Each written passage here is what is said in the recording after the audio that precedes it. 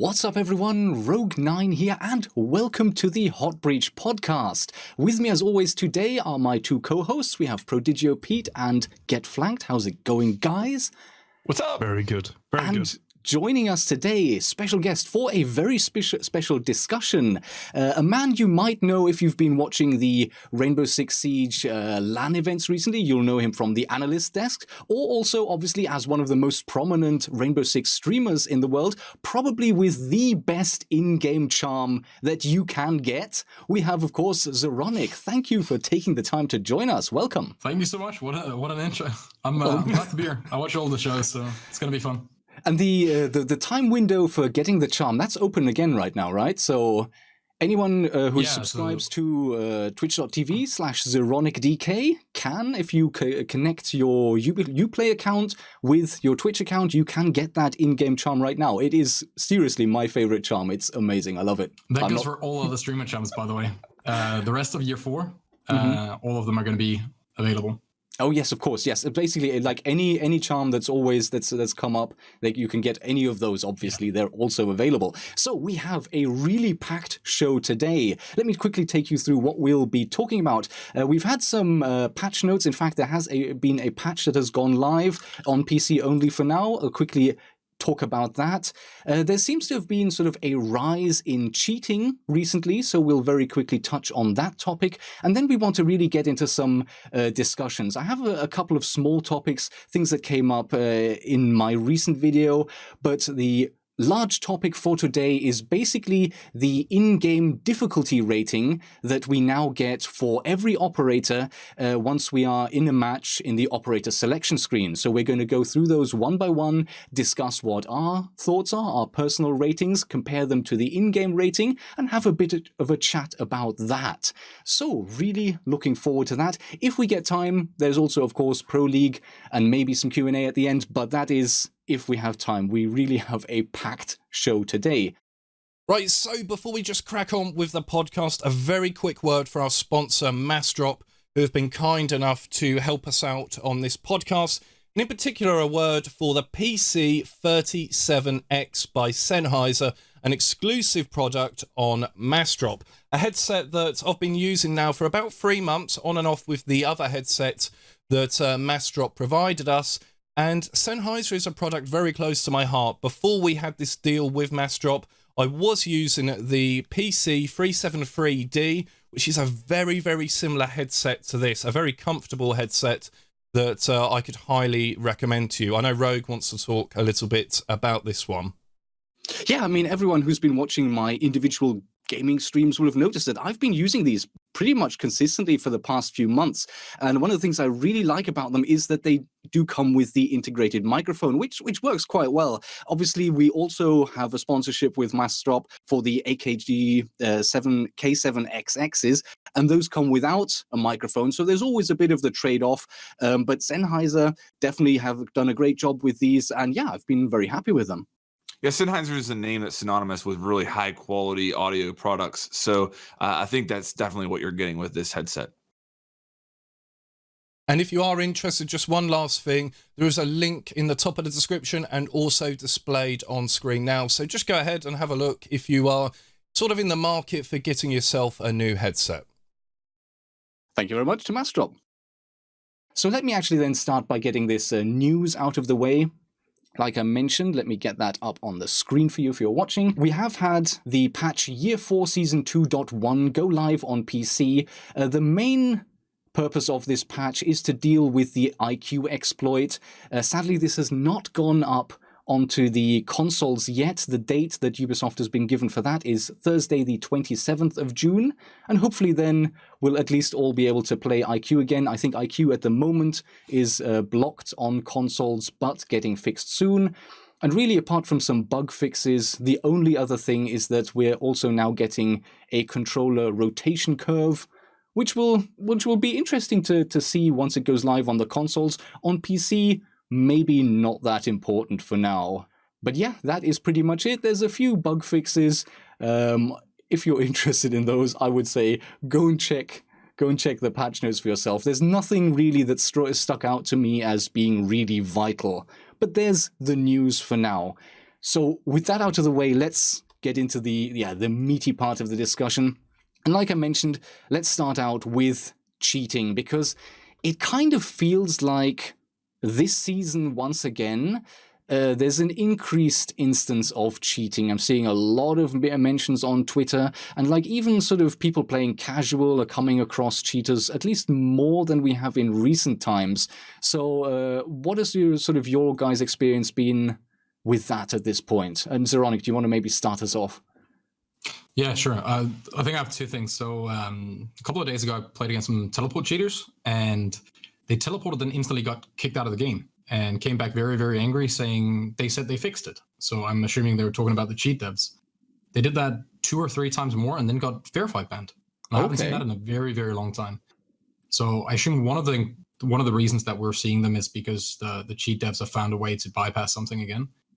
And then we got to remember that ranked is hostage and secure combined into bomb now. So the people that, for example, played hostage or secure before that maybe didn't see as many cheaters might see more of them now, because we're just compiling more people into the same brackets. That could at least have something to do with why it feels like there's more. I played, I think, 8 or 11 hours and 20 minutes of ranked today, and I didn't meet a single cheater today, at least. That's great. So there is hope somewhere out there. Yeah. I've ran into a lot of them in casual. I think what's going on right now, there's a cheat, the teleporting cheat. Somebody out there made it and has sold a lot of copies. And there's a lot of people, if you play a lot of casual, which I have over the last few days, because I'm trying to get back in the swing of things. I was gone for a week. There's a lot of accounts that are under level 30 that you're seeing in casual right now that are using these cheats. And it's pretty alarming, to be honest with you. So in the last 2 days, I've probably played 20 casual matches, and in 3 of those matches, I encountered blatant hackers. So that's not end of the world. I don't think this is the worst season we've ever had for hackers. I'll say that. I think there's one cheat that's pretty popular right now that's extremely blatant, and it really sticks out to people because it's a teleporting hack in the prep phase. And the good news is, if you're encountering this in ranked, you're going to get that MMR back. If you think back to Parabellum, the last time I think there was a real bad cheating epidemic as far as, hackers and stuff, that's a season that really sticks out to me. The MMR rollback wasn't in place. So there, again, there is a silver lining with this, what's going on right now. If you're encountering them in ranked, I'll say that. Yeah, I've not really experienced. Well, I don't think I've experienced cheaters. I mean, of course, like a really clever cheater, you're not necessarily going to know, right? But I've seen the videos. We've had subscribers and that sending us tweets with the teleportation hack. So I've seen plenty of those videos of what people are doing, but I haven't personally kind of ran into anything like that. It's actually interesting, Flank, that you mentioned you've been seeing cheaters in casual, and I wonder if that is sort of the two-factor authentication requirement for ranked that is sort of kicking in and making it harder to sort of get at accounts and use other hacked accounts to cheat on, or is it? I would attribute it more to they bought new accounts when the game went on sale, which the game just did have that 70% off sale, and they just got the hacks on these new accounts, and they're leveling them up to level 30 before they can play ranked. All right, that's what that makes sense. Interesting. Hopefully, it's really good to hear that people are getting banned pretty quickly. So hopefully that will come under control quite quickly. Now, recently, the good thing with these ones is that they stand out. Yeah, like the teleport ones, you instantly know. So yeah, at least it's not a closet hacker where you're sitting there thinking maybe not. Which is also really interesting because, I mean, even if the automated system takes a little while to kick in, if you record someone who's teleporting, you create a ticket. Okay, it takes a while for Ubisoft support staff to move through those tickets, but eventually that account is gone, and that's going to be just permabanned, right? So it's interesting that people, when they are now cheating, are using these very blatant, very obvious hacks that just stand out from a mile away. But yeah, it could have been cheap accounts, like you mentioned. Yeah.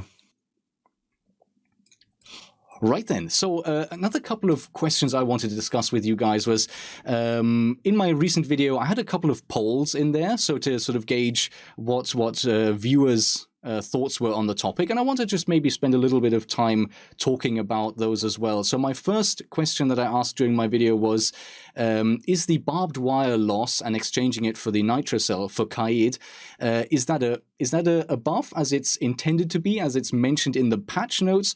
Or is it maybe really a nerf? So I'll give you the results that I got. 53.6 thousand people responded, and 84% think that it's a nerf, and 15%, obviously there's a rounding error, but 15% thought it was a buff. What are your guys' thoughts on Kaid losing his wire? Zoronic, if you want to go ahead and start us off again. Sure. I would always have said that was a nerf, but wire is so extremely weak right now. Mm-hmm. It is, you move through it so much faster than you used to. It's a 2-hit. It has less health. In like nades can be a little bit further away from it. I still think it's kind of enough because he doesn't need a C4, and most of the time you'll impact trick and like, you know, combine your impacts with your Kaid claws. So I don't see running C4 that often unless you're kill hungry with it. I'd rather have the wire. I'm trying to get into the mind of the player that responded to your poll, and I wonder if a lot of people are considering it a nerf because of the interesting interaction that Kaid could possibly have with barbed wire, and that it's an excellent drone denial. But I just feel like that is not going to be how you're going to use Kaid. You know, if you think about it, like you're not going to use Kaid to put down barbed wire and electrify that barbed wire. You're going to use Kaid on hatches or to trick a wall that you can't, you know, be right up against or something like that. That I just don't see him actually electrifying barbed wire that often and it having a big impact on the game. And Nitrocell has the potential to be lethal. You know, I think it could go either way depending on the objective and the playstyle of the Kaid. But I would have to say that Nitrocell to me gives him a little bit more versatility. And like you said, like Zoronic made the good point that, you know, Barb's in a pretty weak place right now. One thing, I mean, what would you guys think about the possibility of making the hitbox on barbed wire a little bit smaller? Because right now it seems like you can be a mile away from Barb and melee it. Like you don't have to enter harm's way. Like no matter where you place it in a doorway, if I'm on the other side of that doorway, I can melee it from a long ways away. What if they limited that range a little bit so that if Barb is placed intelligently in a doorway, you have to expose yourself in order to get rid of it? There used to be a huge difference in terms of the melee range between Terrorist Hunt and PvP, right? Because I remember when you'd warm up in Terrorist Hunt and you could melee barbed wire literally from meters away, and then you go into the actual match and you had to get much, much closer. I'm pretty sure that used to be a thing. I never really tested to compare, but I'm certain that used to be a thing in the past. Maybe I've not actually noticed that feeling recently, so I don't know if I've either just gotten more used to the PvP distance, or maybe they've made them the same. That might actually be a thing. I mean, just to come back to your poll, I suspect, like Flank just said, the reason that so many people feel like that is a nerf is because of the interaction that his special gadget can have with that secondary gadget. Yeah, and I think fair disclosure here is that I asked people to sort of give their opinion after I gave mine, and one of the things I do mention there is that it's a bit of a shame because, I mean, in certain situations, certain sites, you can basically electrify the barbed wire for free. Like you're using it to electrify a wall, a reinforced wall, but at the same time, it will go through the doorway and actually catch the wire on the other end. And that, I think, like, you can still do those things, but now you need a teammate to place it for you. And yeah, I just think it was interesting to have this sort of one operator who could come up with these really interesting setups. And the claws can be really difficult to find and get rid of. And then now you don't have that opportunity anymore. So that's probably where a lot of that came from. If I can add something to that, there used to be two interesting things you could do with the wire that you can't really do anymore. So when Bennett had more wires, you could afford to put them together with your castle barricades, and you could have your Bennett batteries so far to the side that a drone could never get under it, and a Twitch drone could never get your barbed wire. the bandit battery. Plus, if a shield or anyone else would go up there to try and melee down the wall, they would get set whenever they got close enough to do it. I think Bandit losing his wire was a pretty big thing, and I think Keith now losing his wire as well is an even bigger thing. And at some point, we're going to see wire buffed, or we're going to see the electrical damage on reinforced walls and wires buffed. Because right now, the bandit damage and the Keith damage, it's so low that you're gladly taking it while repelling with Maverick, right? Like it doesn't stop you from doing anything; it just stops you from heart breaching. Whereas I think maybe the mute jammer should have a little bit more range on reinforced walls, and then the batteries or the electrified should hurt a bit more. They were supposed to, right? Was it the beginning of, or maybe the test server phase for Wind Bastion? That was when initially electrified barbed wire, I remember, doing quite a bit of damage, but I think they may have even nerfed that before the test server, before the version went live. I remember the Kayid claws did like twice or 3 times as much damage as they do now at one point. You're right. Least. Yep. Yeah, I think that was during the test server. Some people in my chat are saying that Bandit got are asking if Bandit got his wire taken away. He used to have 3, and now he has 2. That's what you're referring to, right? Let me clarify that. Yeah, and in fact, he was the only operator. Out of everyone who had a wire would always have 2, and Bandit was special for quite a while, and he had 3 to go with his 3 batteries, I assume, right? Yeah, together with the recruit. Initially, right? Right. Bandit recruits, the German ones, they were actually used a lot in competitive because wire was so strong back then. Mm-hmm. Well, what if conspiracy theory time? What if they did this in preparation of giving him 3 electro claws back? It's conspiracy theory, but the reason I say that is because wouldn't it just have made so much more sense for them to remove the impacts instead of the barb?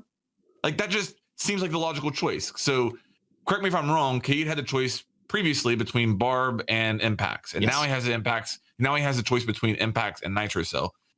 It would have made more sense for them just to remove the impacts because he's got that DMR shotgun that he can do soft damage with. So now impacts and that shotgun is redundant. And maybe they're thinking that, down the line, they could see him getting a 3rd electro claw back to try to, bump his pick rate or his win delta, which is pretty low right now. They thought that having 3 electro claws with the potential of doing the electrified barbed wire independently was too much. What was the official explanation for it? For what? For the Switch? Switching. I think it was kind of a generic statement, like we believe that Cade needs a little bit more versatility or something. Like it was kind of like a generic statement. It wasn't it said it was based on player feedback. It was also based on his pick rate. The idea was that giving him a nitro cell would increase his pick rate and his performance. So it was kind of the sweeping idea to improve him all around, make him more effective and more picked. Whether we'll see that, I don't know. Which is interesting because when you see Cade played really well, it's always with impact nades, right? It's always with impact nades, and he always, like CO on Bank, for example, he puts his electrical down on the floor, so you can't take it away with Twitch. Mm-hmm. You have to EMP it. You then try to hot breach it, and then you impact twice. Now you can't get the wall open, and you Cade the other thing, or you do it on hatches and clubhouse. Mm-hmm. He basically, if he has his impact nades, it's the same argument as if you could play the FMG9 on smoke or you need the shotgun.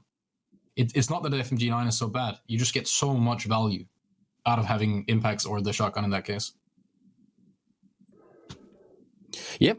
The other thing I wanted to talk about is the change to soft walls in Rainbow Six. So you may have noticed this, and I discussed that in my video as well. Soft walls used to basically let bullets through infinitely. You could shoot through 7 walls and the bullet would just keep going and it would still be deadly. Now the way that bullets work is that after 1 complete wall, so 2 surfaces back to back, the bullet will pass through that and it can still do damage to anyone it hits. But then if it hits 1 more soft surface, another wall for instance, it becomes completely absorbed and stops. So the question that I asked in my video was, would it be of a benefit for Rainbow Six to have more different walls?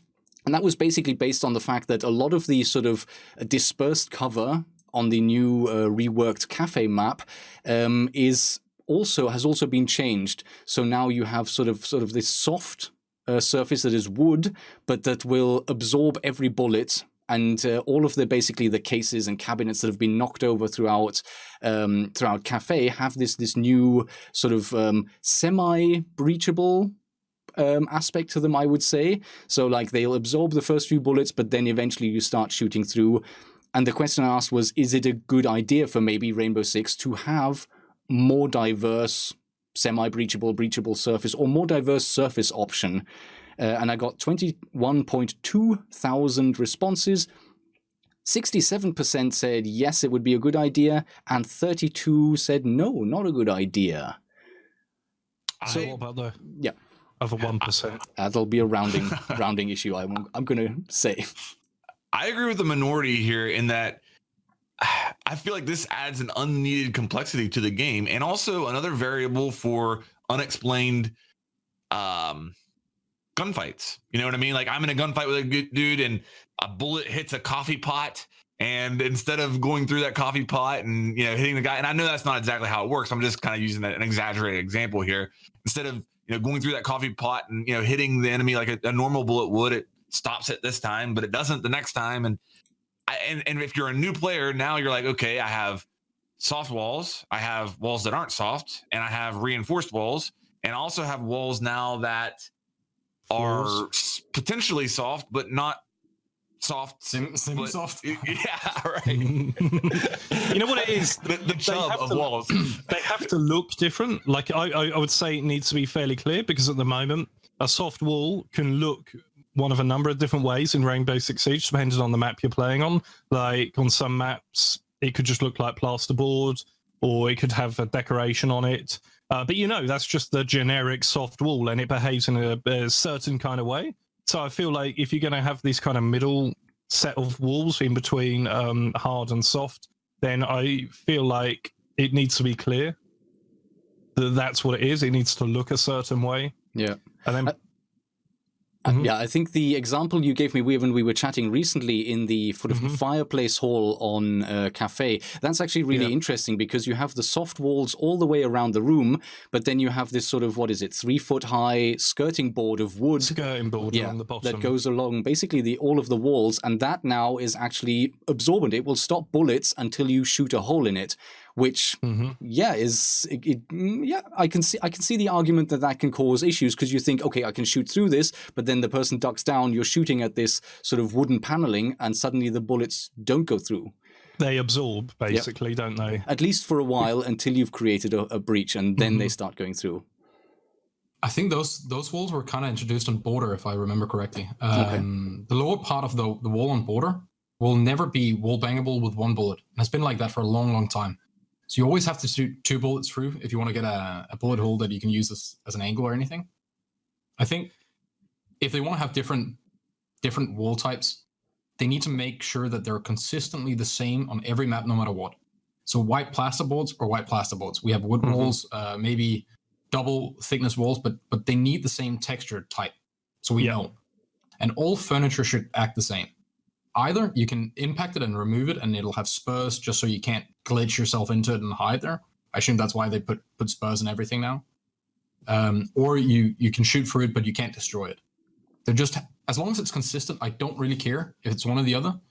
And I think there's one of the defenses to what they've done now is that it might lower the issue people have with getting randomly sprayed through a wall. Because if you're on a window, spraying open a window, the chance of you getting a random headshot when you go 2, 3, 4 walls through, right? There's just that much more position where a guy could be in and randomly get hit in the head. I'm a big fan of one-shot headshot, but we all know it sucks getting shot in the other end of the map by someone that was just opening a barricade.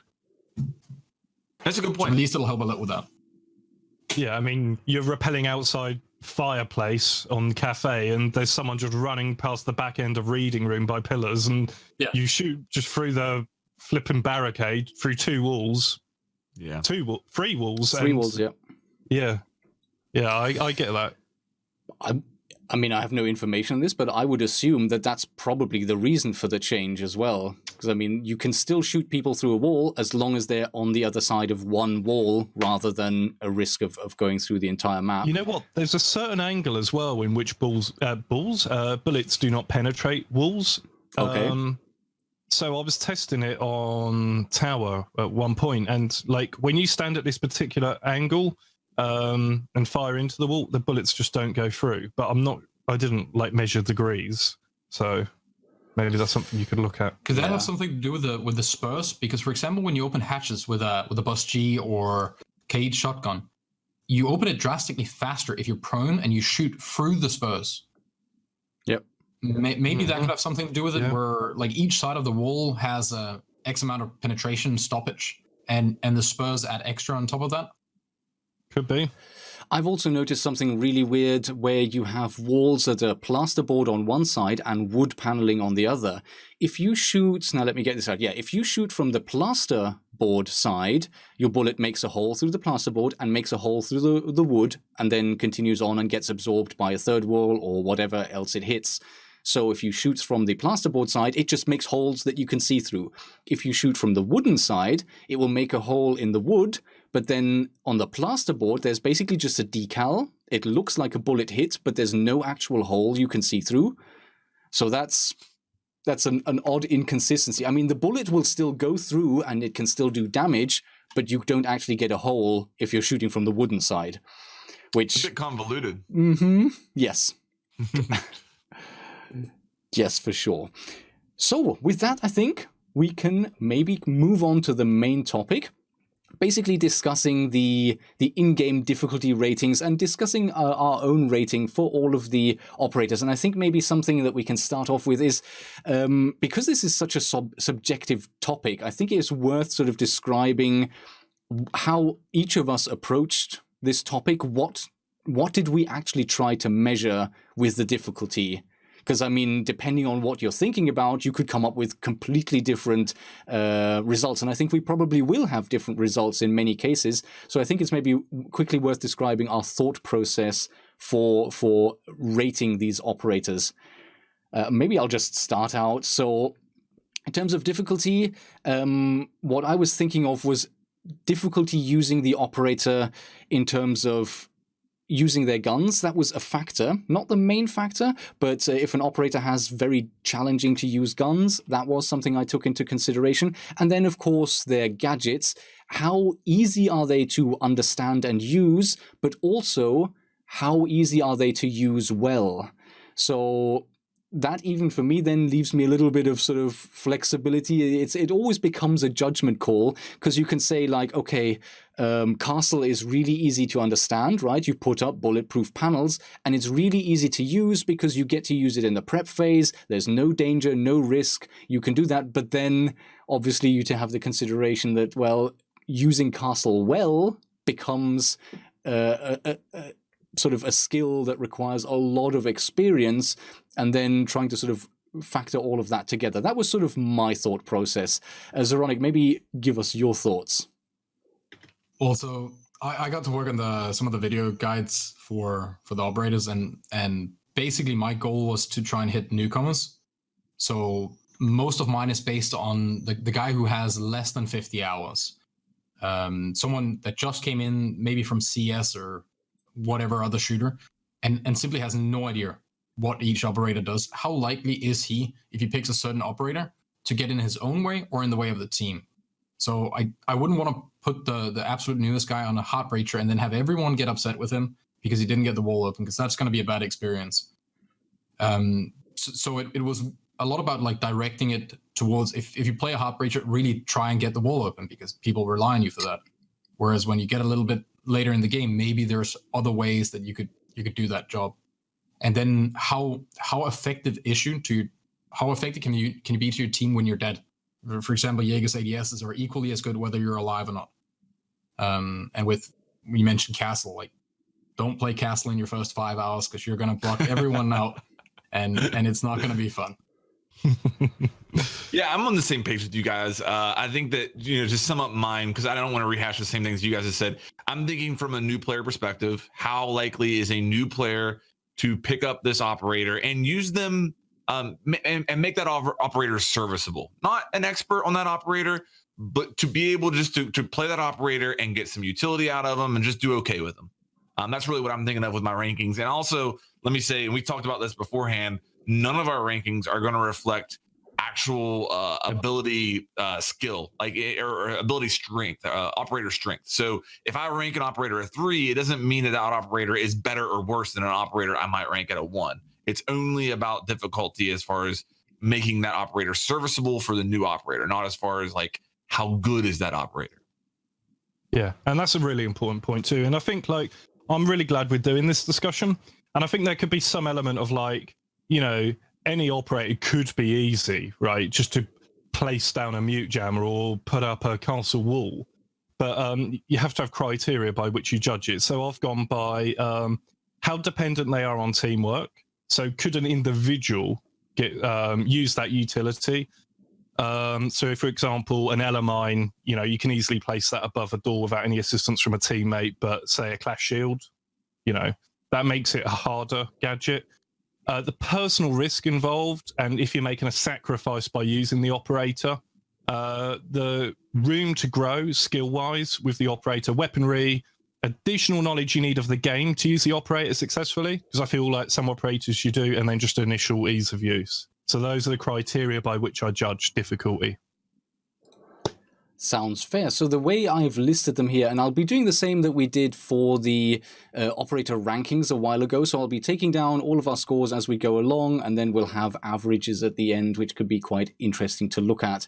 And the way I've done them is basically just going through the in-game menu and looking at them one by one. So if we maybe start off with the attackers, and it would start in the top left with Sledge, who in the game is ranked as a difficulty level 1, so an easy operator.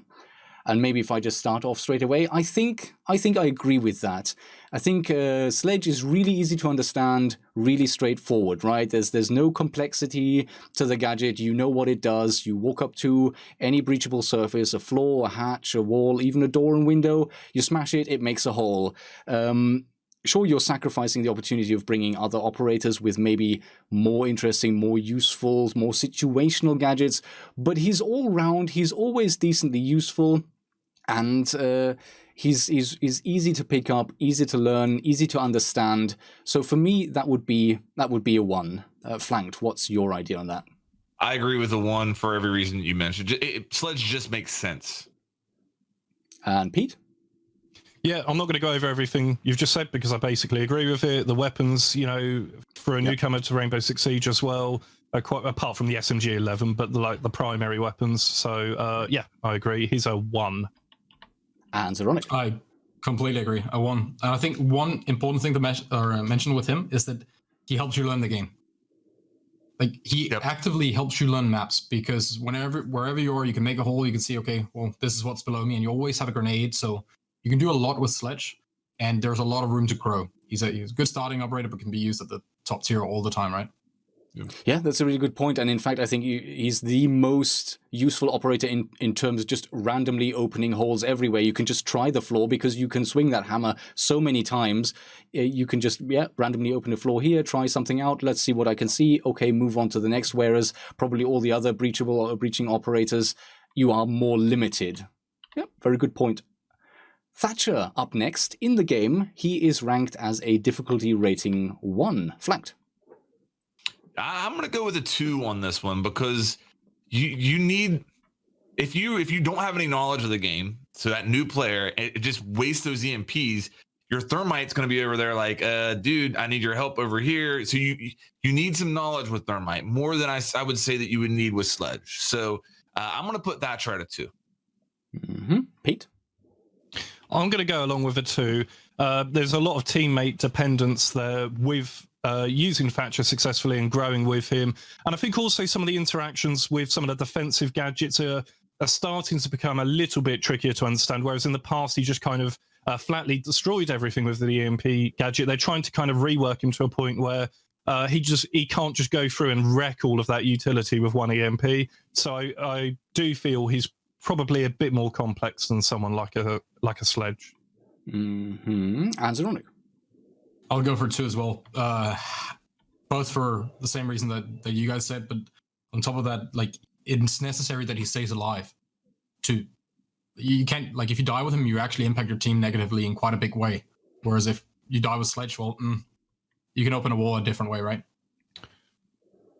Yep, and I would agree with that. I think I'll go with it too as well there. His guns are very similar to Sledge, easy to pick up, easy to control. They're sort of good all-round guns, so that for me is a factor that makes him maybe a bit easier to use than many other operators. But yes, the importance of the gadget is, I think, a very valid factor there.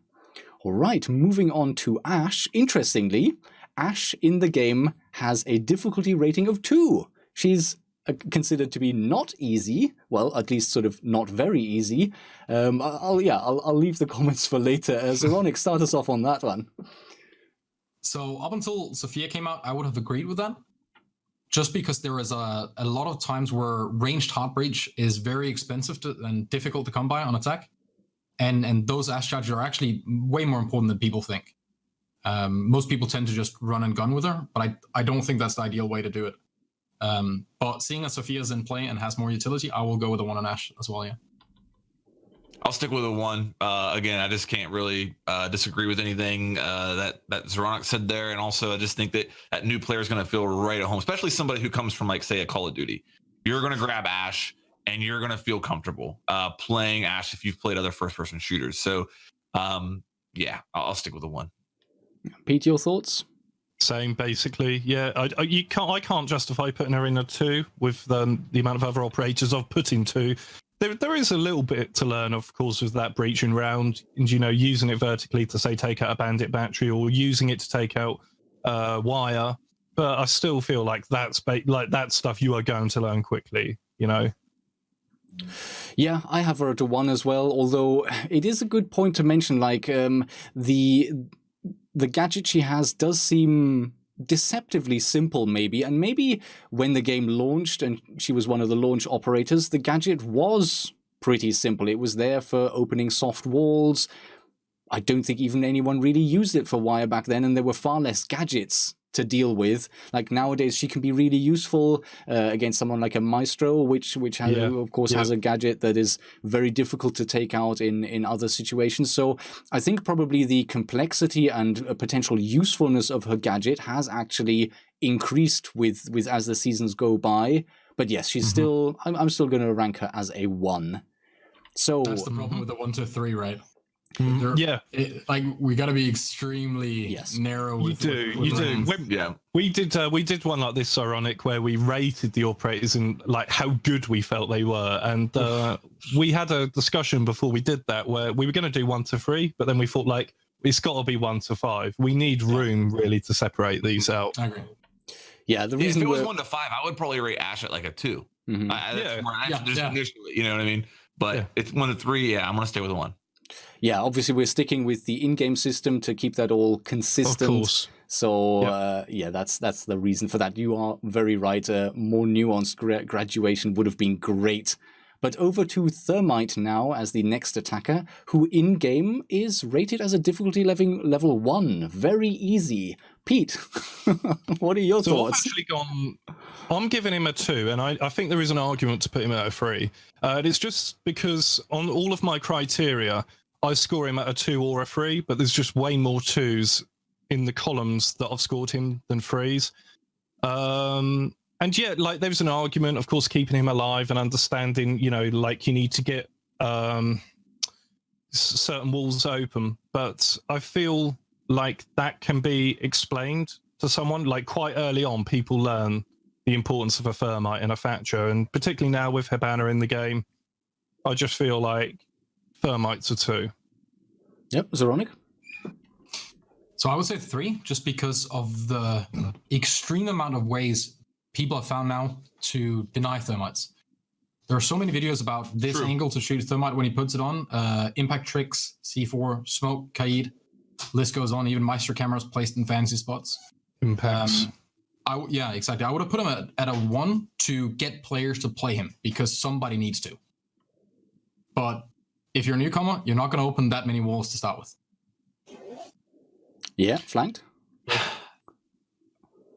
So Man, it's our first disagreement. Let's duke it out here. Pete and Zeronic on different. All right, so I think I'm gonna go with a 2, and I'm gonna give you a spoiler here on my reasoning for a 2 because I'm putting Hibana at a 3, and I just whenever I look at Thermite and Hibana, I feel like if you're going to put again, it's kind of we're limited to 1 through 3. It would be if I can go Thermite 4 and Hibana 5, that would probably be where I want to go, but I can't. So I'm gonna go with Thermite as a 2 just because his gadget is simpler to use for the beginning player than what Hibana is, as well as his weaponry.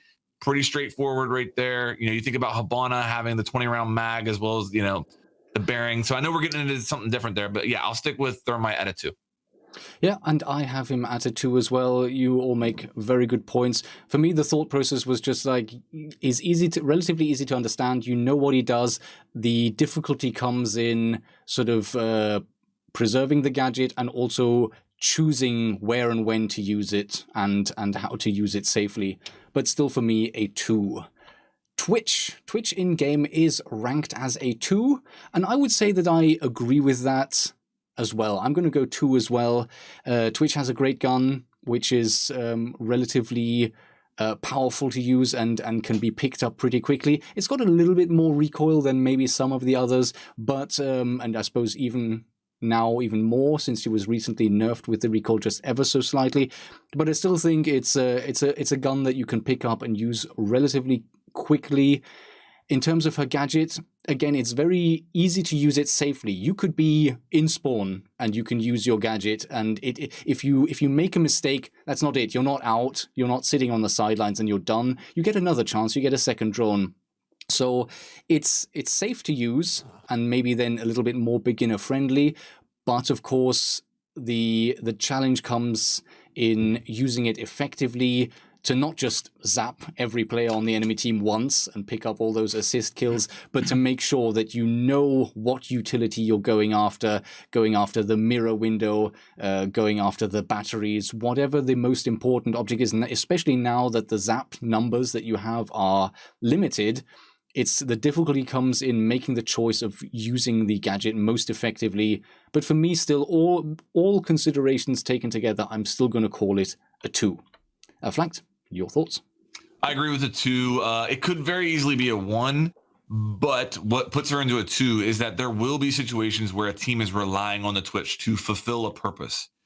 And because of that, the person playing the Twitch needs to be a little bit crafty with how to navigate that drone undetected, as well as what the priorities are in like kind of a tiered list of targets for that Twitch drone. And I think that only comes with some time played and some knowledge. So that's what bumps Twitch up to a 2 for me. Pete? I'll go along with a 2. I agree it could quite easily be a 1. There's a lot that I think is quite beginner friendly about her too, like a great weapon, like one of the highest DPS weapons in the game, which I think is very beginner friendly. But I think it's just the nuance of understanding what people want from you and what your gadget's capable of and what you need to be doing with it. And also I was thinking potentially on console, that could be quite tricky to use at times, the Twitch drone with the aiming. So I factored that in a little bit. Mm-hmm. And Zeronic? I gotta admit, I just changed my U from a 2 to a 1. Okay. Because the gun is amazingly easy to use. I thought about claymores. I think that matters quite a lot for beginning players as well. It keeps your flank safe, right? And the worst thing that can happen to your Twitch drone right now is the Mozzie gets it. That's the worst thing. If you lose it, you're still in play. You've stayed alive while you were on your drone. It actually teaches you the game kind of as you drone away, right? I don't think the worst thing is that if Twitch doesn't get a mirror window open. There are plenty of ways to get around that and deal with it. And if you don't get the batteries, you have other operators to help with that. So for a learning operator, I'd say 1. And I think that's really valid, because I think there's what is the expectation always? Is there a great... For example, Thermite, he does have an expectation on what he needs to achieve. Maybe often Twitch doesn't have such a great expectation, although you would like her to take out some utility or what have you. But That is a factor. I mean, most kill the default cams and spawn, right? Yeah. The outside ones, yeah. Montagne in the game listed as a difficulty 3, and I've forgotten which way around we started. Is it Flank's turn? You go ahead. Sure. I'll stick with the 3. I agree with that. And yeah, I mean, I've got to stick with the 3 because a single Montaigne with no teammate support at all isn't really that scary. So I feel like the reason I put him at a 3 is it relies on teammate support, and for that average player just to hop on Montaigne, I would say that would be one of the last operators I would suggest for them to play. Pete, your thoughts? Yeah, I'll go along with that. He's an operator that there's a lot of room to grow there, particularly playing with a team, but there's a big personal sacrifice with picking him when it comes to gunfights. You really need to be playing with people that you're in comms with. You do need a lot of additional knowledge of the game to be successful with him. You can't just go and gun if you don't know what you're doing. So for me, he's a nailed on 3. As Ronick. I give him a 2, just because it's extremely difficult to die with him. And especially if you're new, you can almost always back out, and there is a good chance that there will be a teammate to help you. If you ever find yourself in a 1v1 and the diffuser is down, he's probably your best damn bet to clutch that out. Even as a new player, it's extremely difficult to lose an afterplant with him. The issue then becomes if you're ever outnumbered, he's damn useless unless you're really good. If you're in a 2v1 with a Monty, you're not winning, especially not if you're new. For me, I've stuck with a 3, and that's just because using him and actually making progress, like taking out opponents, is very difficult. Like if you're on your own, you're relying on a teammate to make that kill, because otherwise you have to switch away, you have to get your shield down and then shoot, and you're risking yourself. Yeah. And also you need a bit of sort of map knowledge to make sure that you don't get flanked, you're aware of where the risks could come from. I've kept him at a 3. Glaz up next in the game. He is ranked as difficulty 2, medium. Pete. Open my spreadsheet.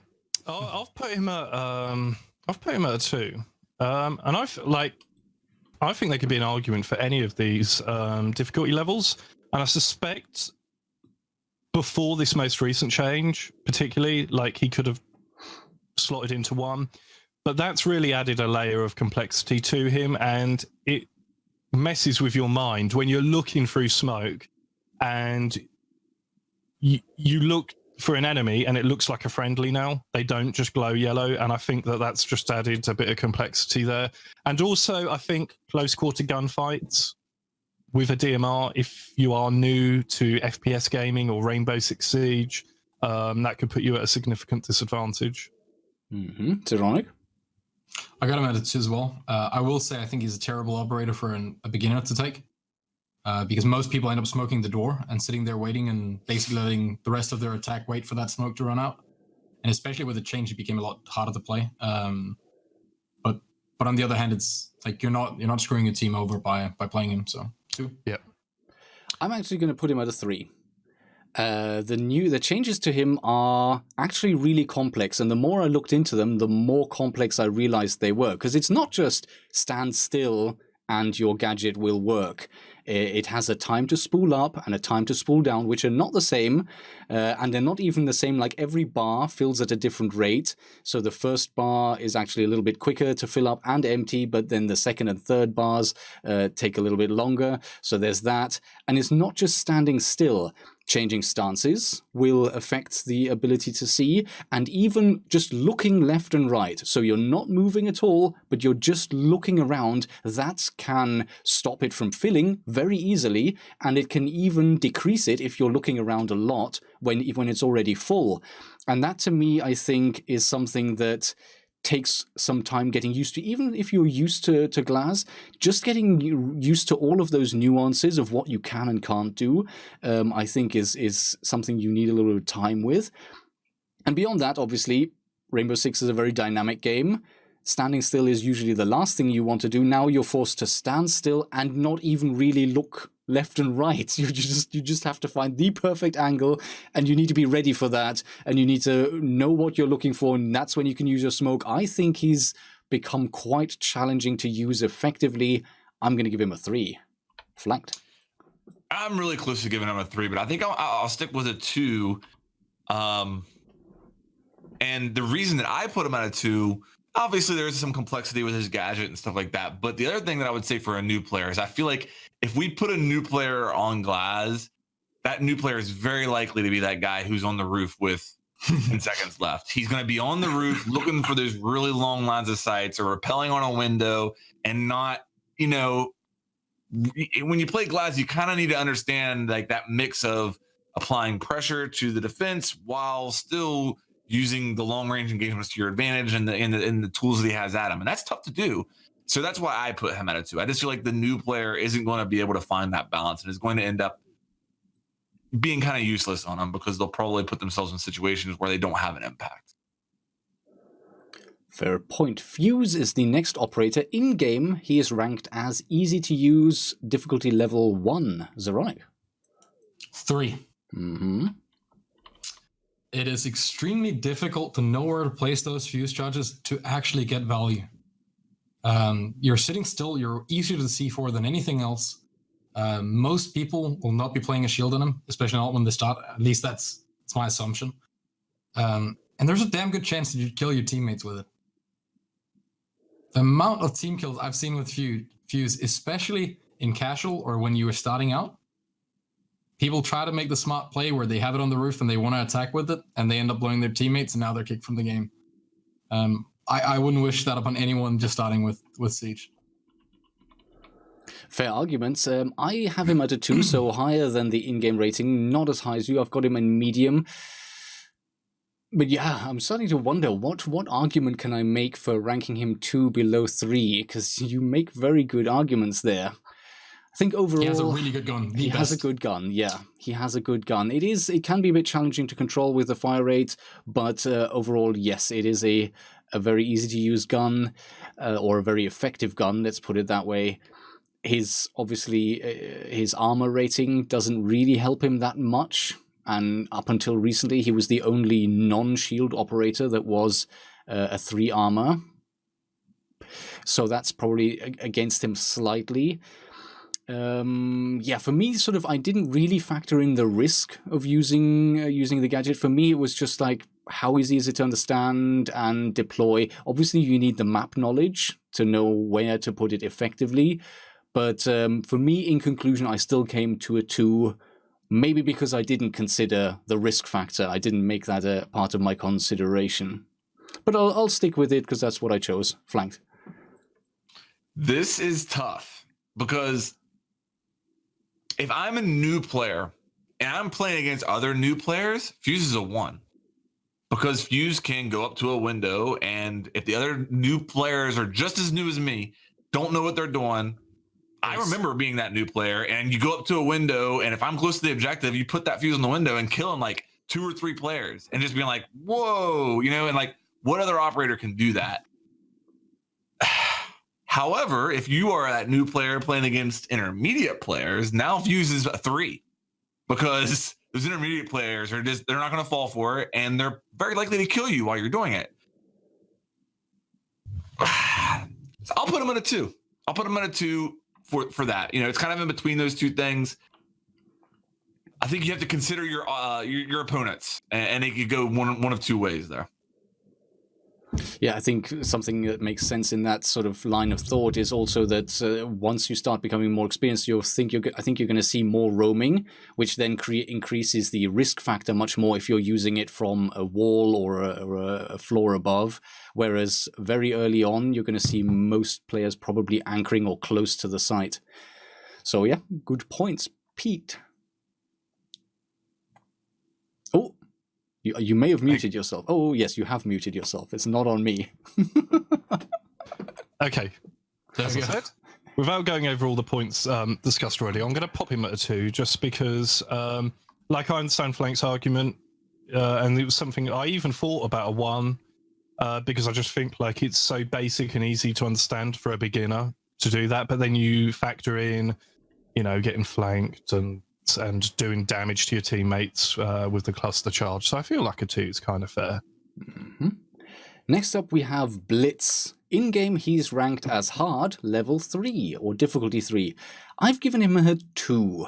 I think he is an operator that has some challenges to be used effectively, and we've talked about this before. Like, you die to a blitz and you think like, oh god, I had no chance there, this operator's so broken, and then you go and play him and then you die instantly to some ridiculous angle or anything. So he's not completely easy, he's not straightforward. You do need map knowledge to make sure you can advance safely. You do need to sort of be able to judge a situation to make sure you're not getting flanked, and of course using the pistol to get those kills once you've flashed, or maybe not even flashed, is not that easy.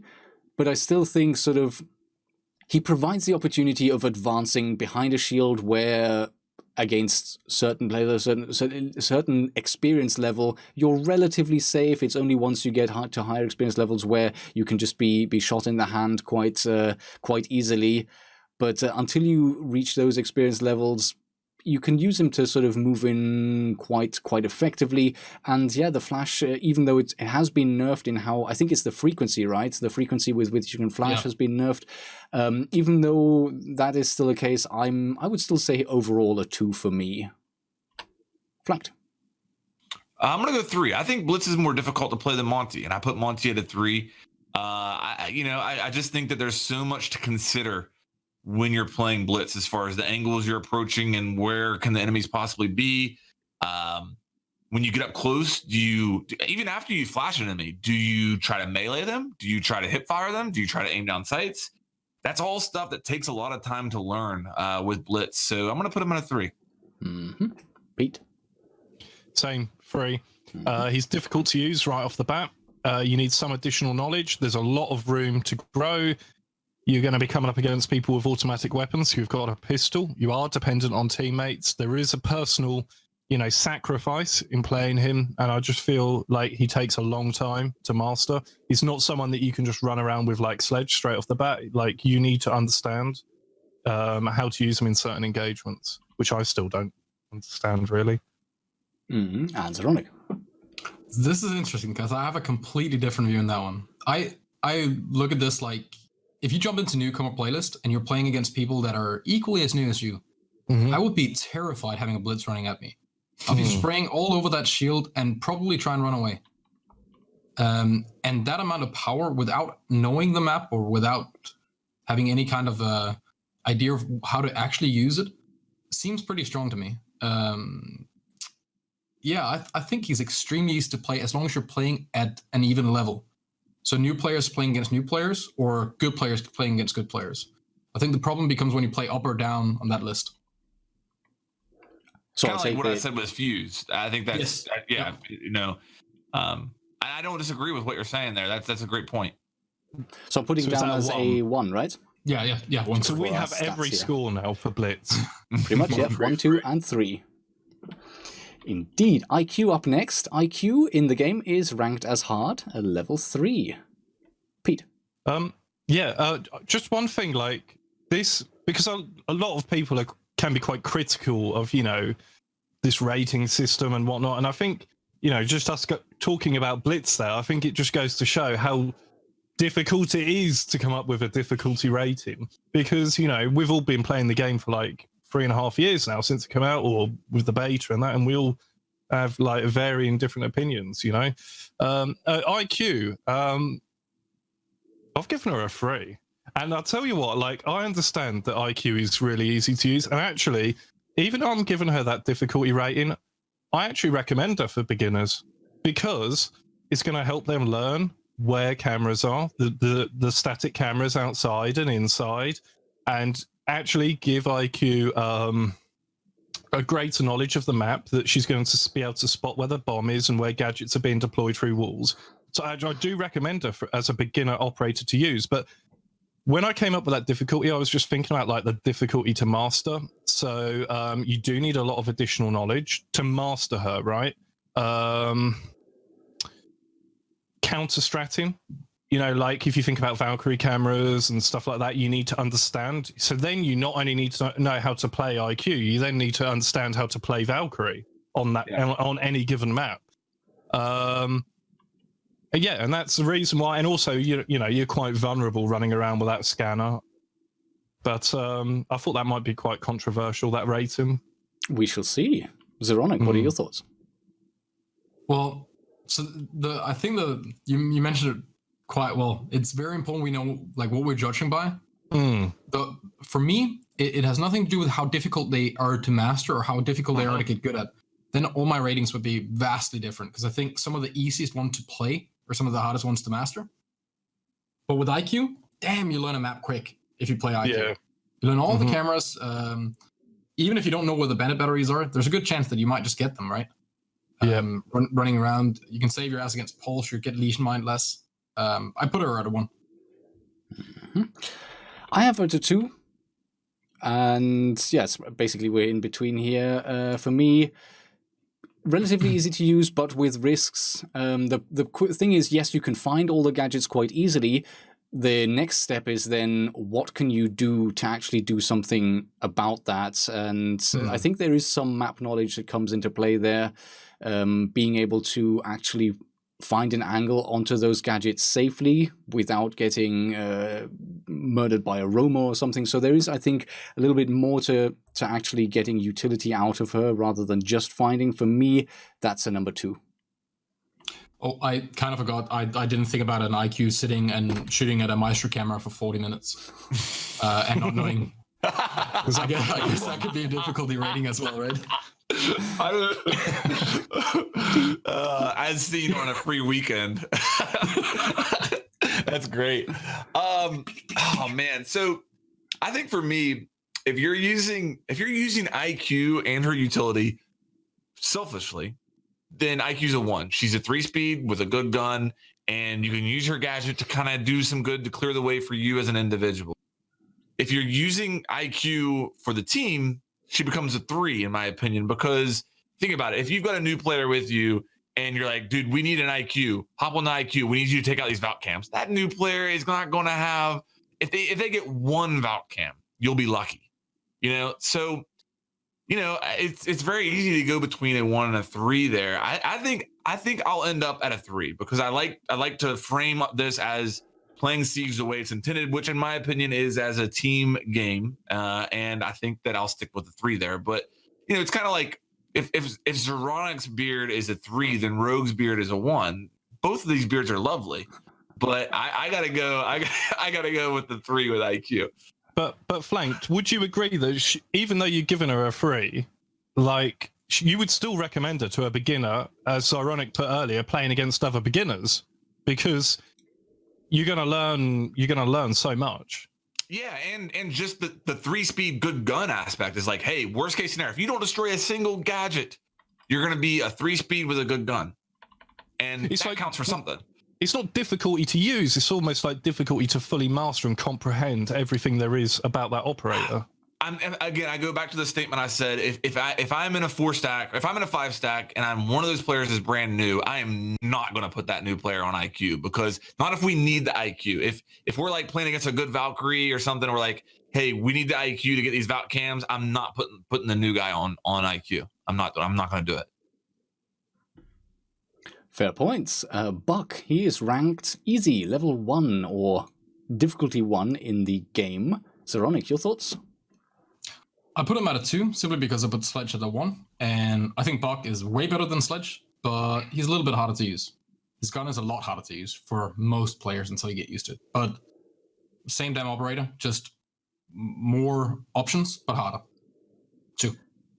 2 for me as well, and that's mainly based on how hard the gun is to use, the recoil. It's always been interesting how he just randomly has recoil, or has always had recoil, that is probably one of the most difficult, considering like his ability. And then you think about a lot of the other operators that came later. Why is his gun specifically so hard to control? I never quite understood it. I think that when they were designing him, they said, well, he's got a master key, so therefore he doesn't have a foregrip, so therefore he should have some significant recoil. that was the idea. They're like, oh, if we're gonna give him a master key, I think that's I'm calling that right? A master key, Skeleton key. skeleton key. If we're gonna give him a skeleton key, then he's gonna have some crazy recoil.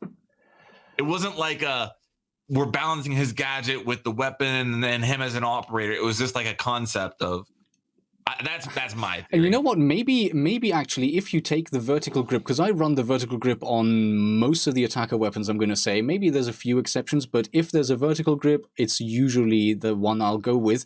And maybe it's deceptive. Maybe there are a lot of other rifles that are hard to control as well, but the vertical grip is just so effective at countering that maybe you don't notice it as much. Nomad's AK. Mm-hmm. No grip. Damn high recoil, but low fire rate, so it doesn't feel as bad. Yeah.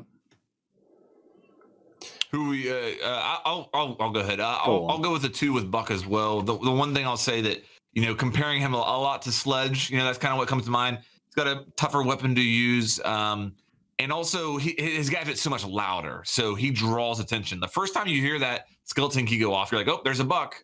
And, Sledge can be a little bit sneakier, so that's I'm going to put Buck in a 2. Pete? 2, just without going over. Yeah, I'm on 2 as well. I didn't get to mention that, but one thing I do want to mention, like comparing him to Sledge, I think there's more to consider than just sort of, okay, well, you can open walls from a distance and you can open ceilings above you and hatches above you, which you can't with Sledge. That is a limitation. But on the other hand, Sledge does have a few advantages, like, for instance, being able to destroy Maestro cameras. No bother at all for him. He can take down castle barricades if necessary. So he does have a few unique benefits that Buck doesn't bring. So for me, it's not that in every situation a Buck is always better, but I think the ability to work vertically much more is useful. But still, I've got him as a difficulty rating 2. Next up, we have the Blackbeard. In-game, he's ranked as a difficulty level 1. And I might as well start it off here, and I'm going to say I have him as 1 as well. He's really easy to understand. He actually, his gadget prolongs your life or your life expectancy a bit, so that's always a good thing to have, makes it a little bit easier. There are things to consider, like using the shield makes you a bit slower versus not using it. Switching the pistol makes you even faster now. So things like that. But all in all, you put a shield in front of your face and you're just gunfighting. There's nothing else to consider. You're not depended upon to open a way into the site or anything like that. You're the guy who can tank a few more shots to the face and off you go and murder. That's it. Flagged. 1 as well. I think Blackbeard is one of the most straightforward operators in the game. Mm-hmm. Pete? I've put him at 2 on my spreadsheet, but I'm not sure why. Because I agree. I think he's probably a 1. For some reason, I've put teamwork dependence 2 and skill to mastery 2. Oh, I think 1. Yeah. I mean, his guns are subpar compared to a lot of attackers. That is, I think, maybe that. Yeah, certainly his automatic rifle. And yes, he is a bit slower. His best gun the Deagle now? Yeah. Like, no shit, yes. His Deagle is better than the 2 other ones. It doesn't have a face shield, unfortunately. If we can work that out, now we're talking. I'll put him at a 1 as well. Like, he's not difficult to use. You press middle mouse button and then you move towards where the bad guys are. He becomes harder to use when you play at a higher level where people have good aim because your shield peeks out before you do, and they're damn well going to break it before you get a shot off. So he becomes a guy that just holds angles in higher rank, right? But in lower rank, you just walk in with your shield on and you got a second life. Next up, attacker, we have Capital, ranked as medium, level 2 in the game. Flanked. I'm going to go with a 3 with Capital. I actually think that, and maybe this is a little bit of a hangover from old Capital before his firebolts got reworked here. I'll stick with the 3. I just think that finding the opportunity to get the most out of his firebolts as well as the smokes requires some knowledge here. And I feel like a new player is going to be very likely to not really get much out of either of those. So Yeah, I'll stick with the 3 on Capital. Could be a 2, but I'll stick with the 3. Pete. I've put him at 2, but I can understand the argument for putting him at 3. I think his ability is easy enough to understand. There is some room there for mastery, and I think there is some difficulty with not difficulty. I mean, that's the wrong word, but just switching between those 2 gadgets and how it can leave a new player kind of vulnerable. But when I think of the operators that I put at 3, I just don't think I can put Capital on that level with them. Even if I compare him to IQ, who I said was a 3, Capital can at least see where it needs to go, whereas IQ is operating on this external knowledge that she needs to have of a map. So 2. Zeronic. I just thought about this crossbow compared to nades and smoke grenades. It's much easier to get them where you want them to go, even with the damage rub off. So I've put them at a 2 as well. You're very likely to get use of it if you know where you wanna get it. Yeah, I have him on a 2 as well. Very valid arguments. There's nothing really for me to add. Maybe the fact that his guns are, again, a little bit subpar. He is a 3-speed, which should make him a great gunfighter, but then very slow fire rate on the guns. Bit of a weakness, but still a 2 for me. Over to Hibana. Interesting operator here. In-game, ranked as easy to use. Level 1. Pete. I've put her at 3. Firstly, if I start with her weapons, I quite like her primary weapon, but I think that could be difficult for a beginner, the lower magazine capacity, and it seems to have quite a slow reload as well. Then you've got the Bearing 9. The recoil on that is pretty mad. So there's a lot to learn with her. There's a lot of responsibility on that role of the operator. You need a lot of additional knowledge, and actually you kind of when you're using her gadget, I understand with thermite you've got to be right against a hatch or a wall, and that is a significant amount of personal risk. But I do feel whenever I'm using Hibana, I do, even though I'm further away from the hatch I need to open and I should be somewhere safe, I often feel like I'm worried about getting peeked, maybe because I'm solo queuing or something like that. So I think she's quite a tricky operator for a new player to understand and master. Zeronic? If we assume it's new players and no one is mute tricking, K tricking, impact tricking, all of that, I put her at a 1 because I think she's easier than a thermite. But in reality, when you actually get in game, I put all hard bridges at 3. Because if you don't do your job, you're so likely to lose. So I'll say 3. Okay. Let me change that then. I've got her at a 2, which is the same rating I gave Thermite. I've factored in there that her gadget has a bit of range. You can use it from longer away, maybe stay a little bit safer. And yes, the gun's lower magazine capacity is a challenge that you need to get used to. But other than that, it's a fast fire rate. She's quite nimble, a small target. So for me, I've put her at a 2. I already mentioned it earlier. 3. I just think that there's so many complexities to Hibana. One of the things that you don't necessarily have a concept of earlier on is that you have to be so careful with where you place it. If are you trying to place a hole that you can actually enter, or just a line of sight?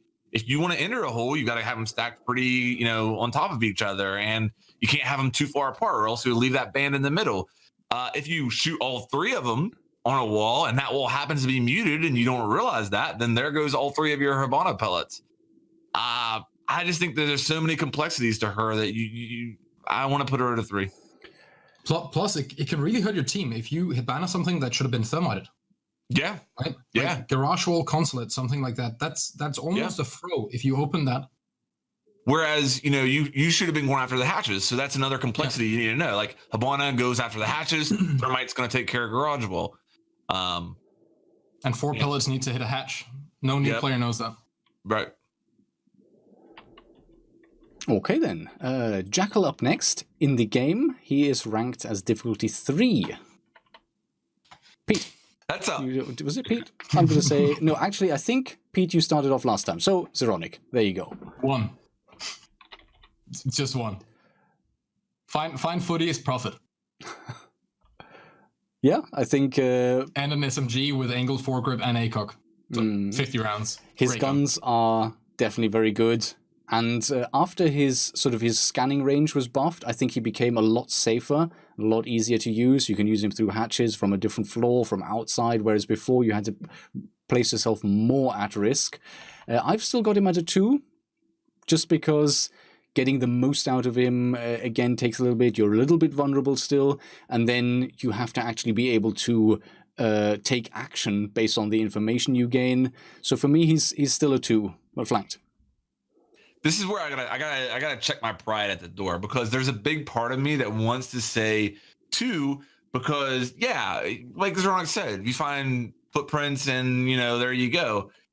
But I'm just thinking about, like, there's so much more to it. Like, if you go after how to tell if you're getting a 3 speeds footprints compared to a 1 speed, and but that's all stuff that shouldn't be factored into this rating. We're talking new players.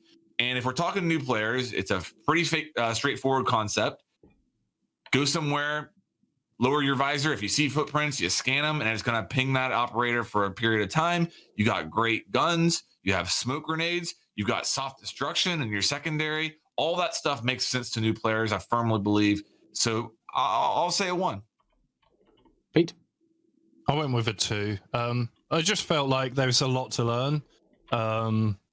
Not a great deal to learn, but I feel like, particularly with an operator like him and what his role is, you need to kind of have an understanding of maps and where players are likely to be, and I think that's why I put him up a point on that.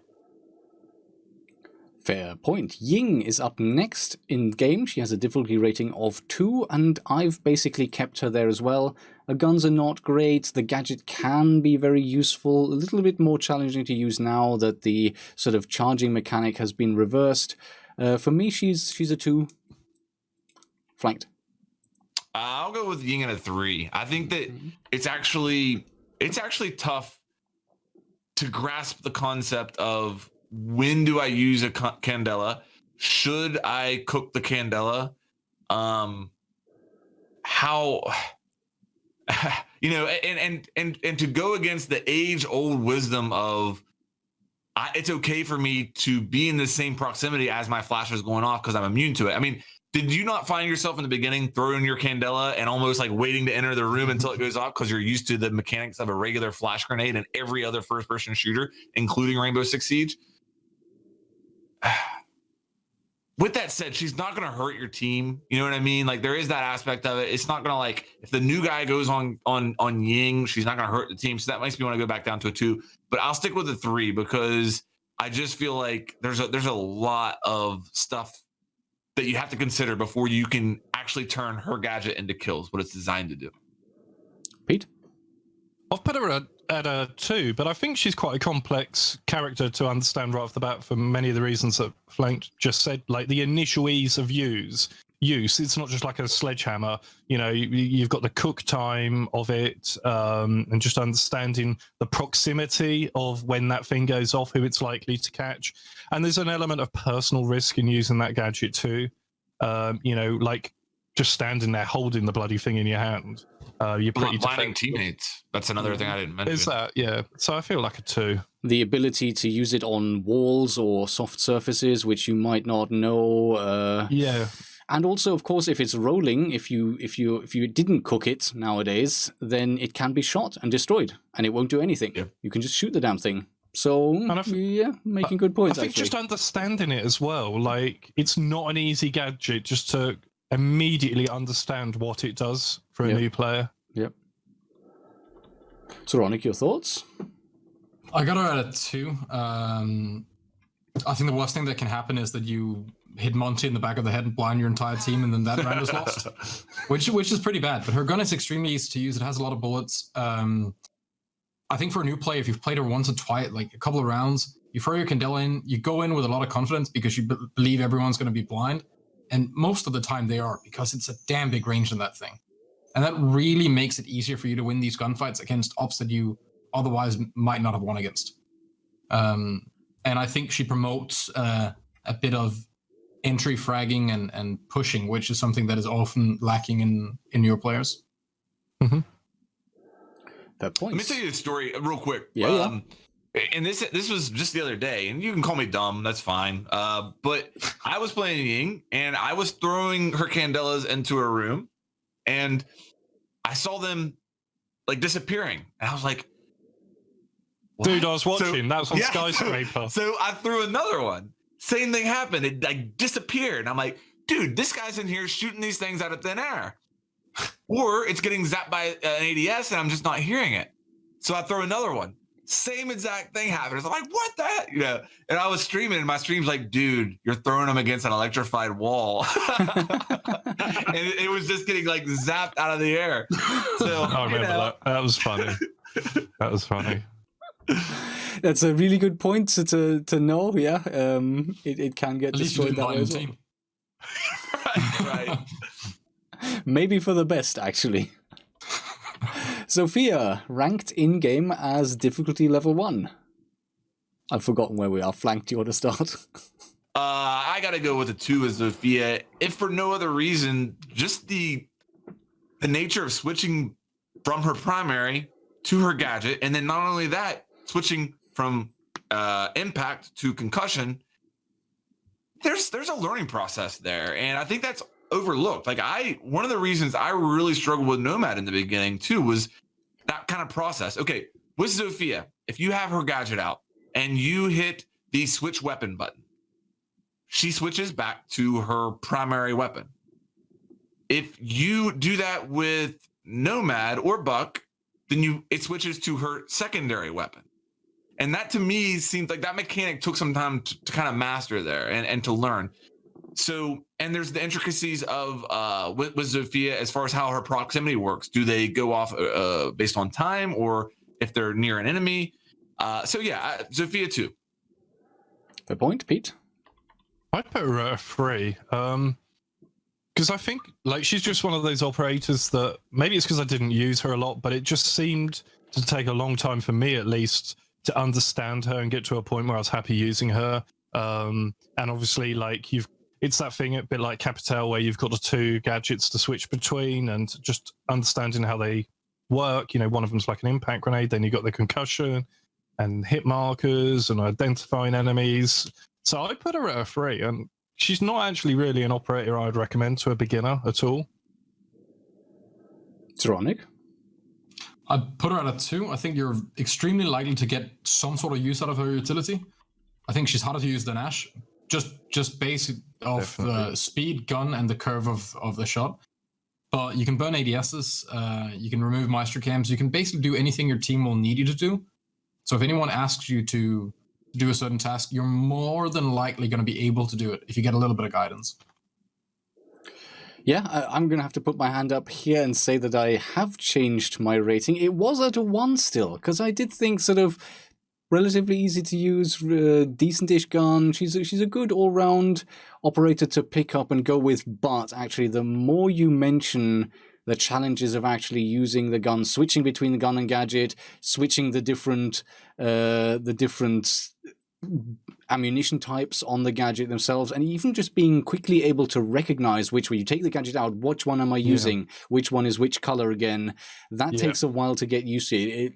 Especially early on, I very frequently fired the wrong type of shot. Like I'm trying to open a soft wall and all of a sudden I've got this concussion bouncing back at me. It happened more than once. So actually, yeah, I think I'm going to go with 2, even though I was initially 1. You're very right there. Dokkaebi, in-game, listed as difficulty 2. Pete? I gave her a 2. I think she's quite tricky to understand because the gadget kind of has more than one. You ring phones and you hack. So there's an element of risk as well, like picking up that phone and hacking it so that your teammates have cameras. She's limited to a DMR, which I think, it would be nice to have the option of a fully automatic weapon for engagements. So a 2, maybe a 3 really, but I think a 2. Mm-hmm. Zeronic? I put it at a 1 just because there is, in my opinion, almost no risk involved with it. And the worst thing that can happen if you use it at a bad time is that you give instant info to the rest of your team. And you might actually save a round by calling by mistake. All of a sudden, somebody knows a roamer. Whereas Lion, at least people need to move. But with Dokkaebi, you instantly know if there's someone there. The one thing I would add about the risk, though, is like with a new player, like say you kill someone, it's like a Caveira, that rush to interrogate, that rush to hack the phone. And I feel like that's the risk, standing there with your thing out. That's the risk that I... Then I would argue if they've already killed one, then they've gotten their 1-1 value. And that's at least a good thing. Hopefully they learn for the next round that maybe they shouldn't rush in. But at least they've gotten that trade. I've got it at a 2. Based on the weakness of her guns, I mean, they're decent, but DMRs are harder to use than fully automatic. And yeah, her gadget, obviously the 2 aspects to it.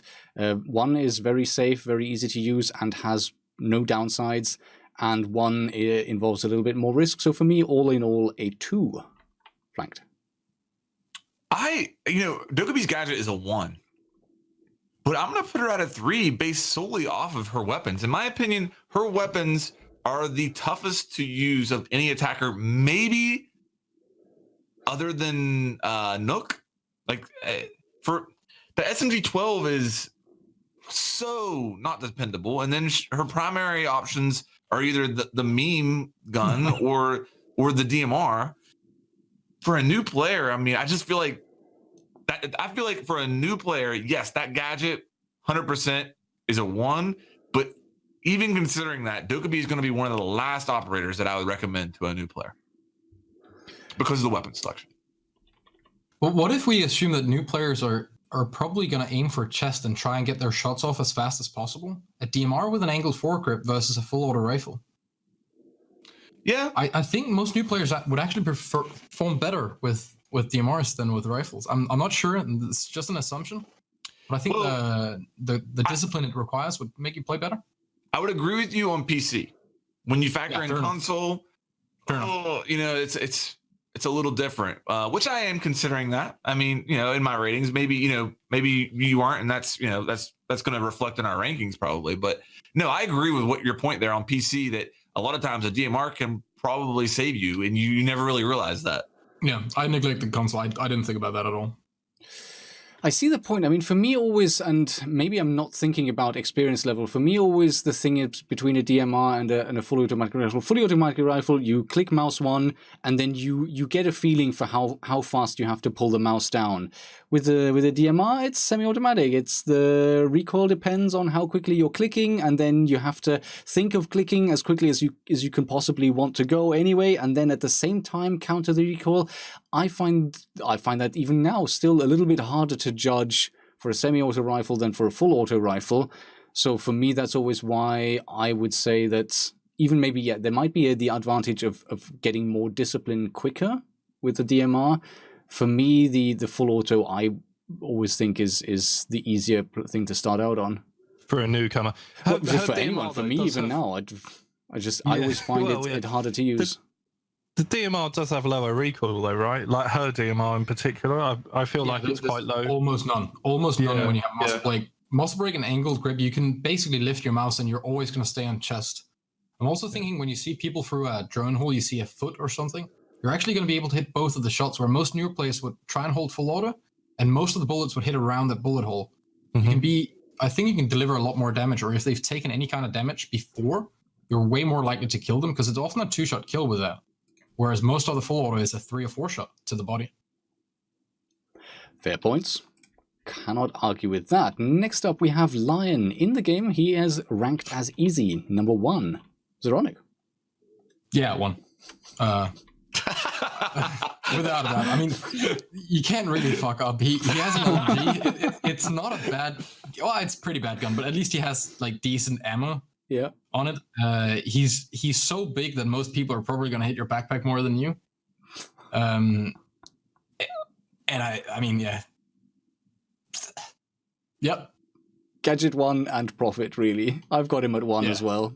It's just so easy to use the gadget, even though it's been nerfed several times throughout. And the gun, yeah, the damage isn't great, but it's got a lot of ammo, decent recoil, easy to control, and it's just there's just no knowledge required in terms of using the gadget. You just go. Sure, you can mistime it. It's a waste to bring though. For a new player, I would not recommend it. It's a waste. Bring utility, learn how to play the game. Especially the way he works now.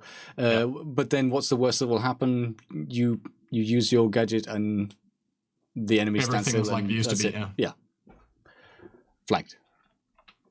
I'll stick with the one for the same reasons that you mentioned, and I'll use my time to petition for Lion to get the same weapons as Dokubi.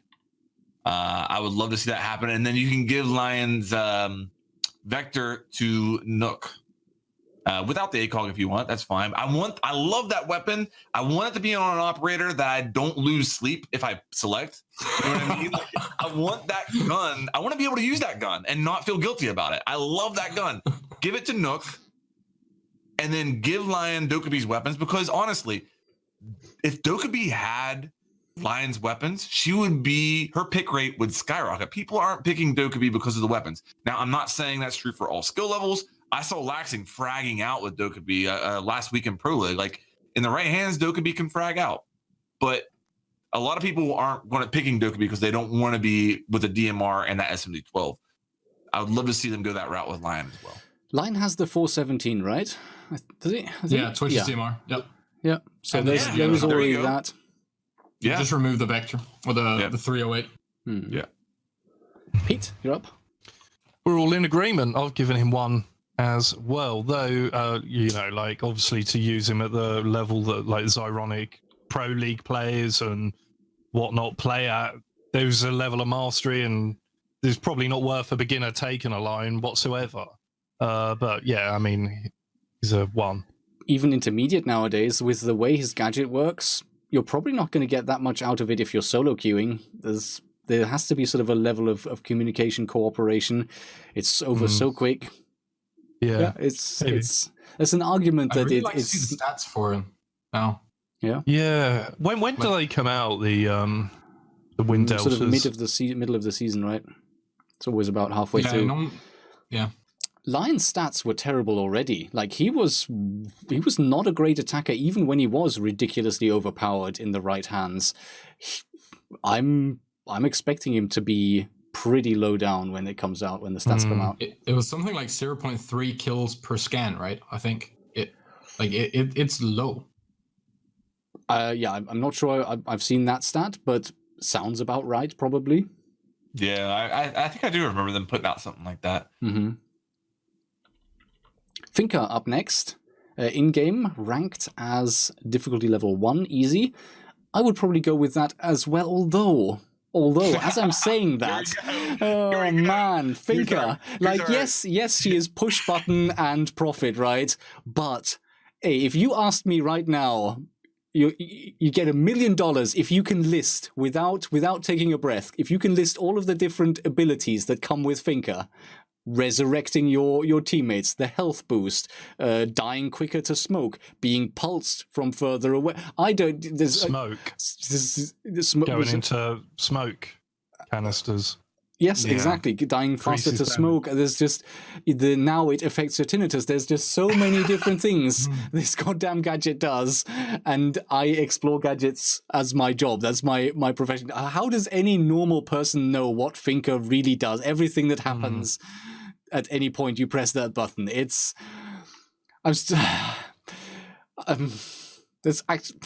I'm now torn. I've talked myself into a corner. I mean, you can use the same argument with a soft destructor. If you don't know the map fully, then you can't use that fully, right? Yeah. I think the thing I can see where because it's not altogether logical sometimes, some of those interactions, right? Like there are a lot of benefits, but a couple of downsides. Yeah. And that's the risk. I mean, okay, like pulse scanner, scanning your heartbeat because it's faster. So I'm going to upgrade her to 2 just because she's so ridiculously complex. I mean, you can't really do much harm with it unless someone has to run through smoke.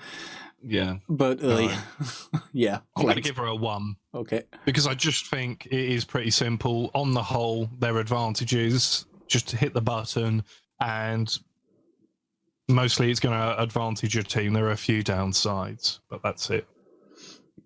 Flanked. I'll stick with a 1. If you just look at it as push this button, give your teammates a performance boost, and if somebody's down and you can't revive them manually, you can revive them with the button. It's a pretty straightforward way, and I feel like a new player would be able to grasp that pretty easy. So I'll stick with a 1. Zarok. I'd say at our level, you don't finger boost without calling it because everyone ends up shooting the floor. If you're a beginner, then you just jump on the LMG, you finger boost yourself. Now you have instant ADS and 100 bullets, and you do tons of damage, have extra health. So she's a 1 for a beginner, I'd say. Fair enough. Maverick up next, and in game he is a level 2. Flanked.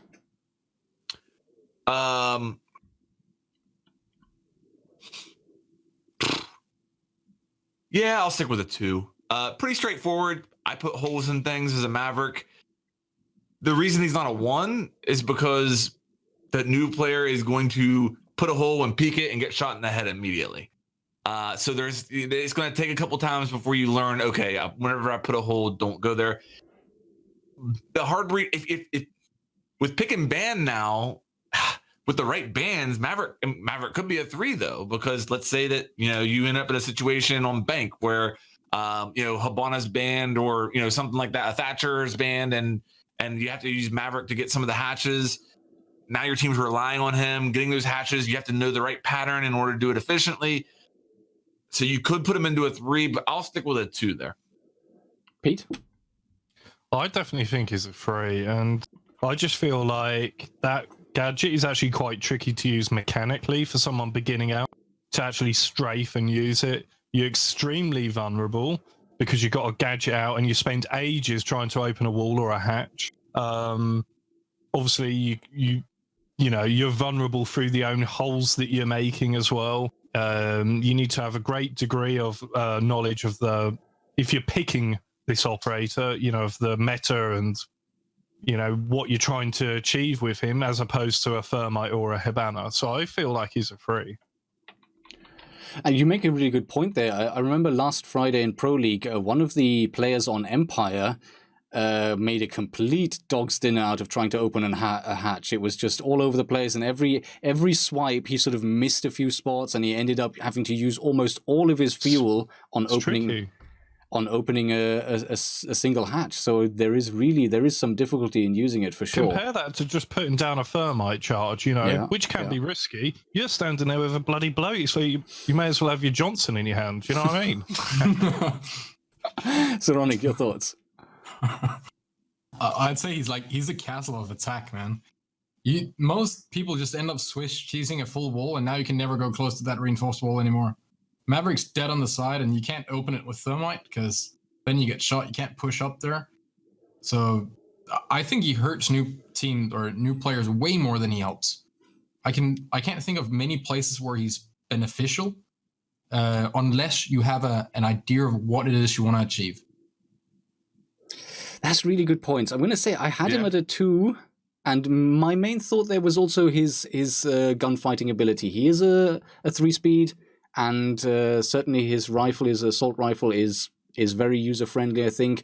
So just from that perspective as being able to gunfight and frag, I had him still at a 2 despite the deficiencies of his gadget. But then the more I'm thinking about it, I'm torn between 2 and 3 now, really. I'm just going to stick with it because that's where we came out. But don't get me wrong, he's damn amazing. Can remove Meister cams, shields, all of that. But let's be fair, most people are going to go up, as Flank said, they're going to make 2 holes, and then they're going to stick their head in one, and then their teammate's going to die in the other one. Like that's pretty much what happens in the lower ranks. Yeah, fair points. Nomad, in-game ranked as difficulty 3. Pete?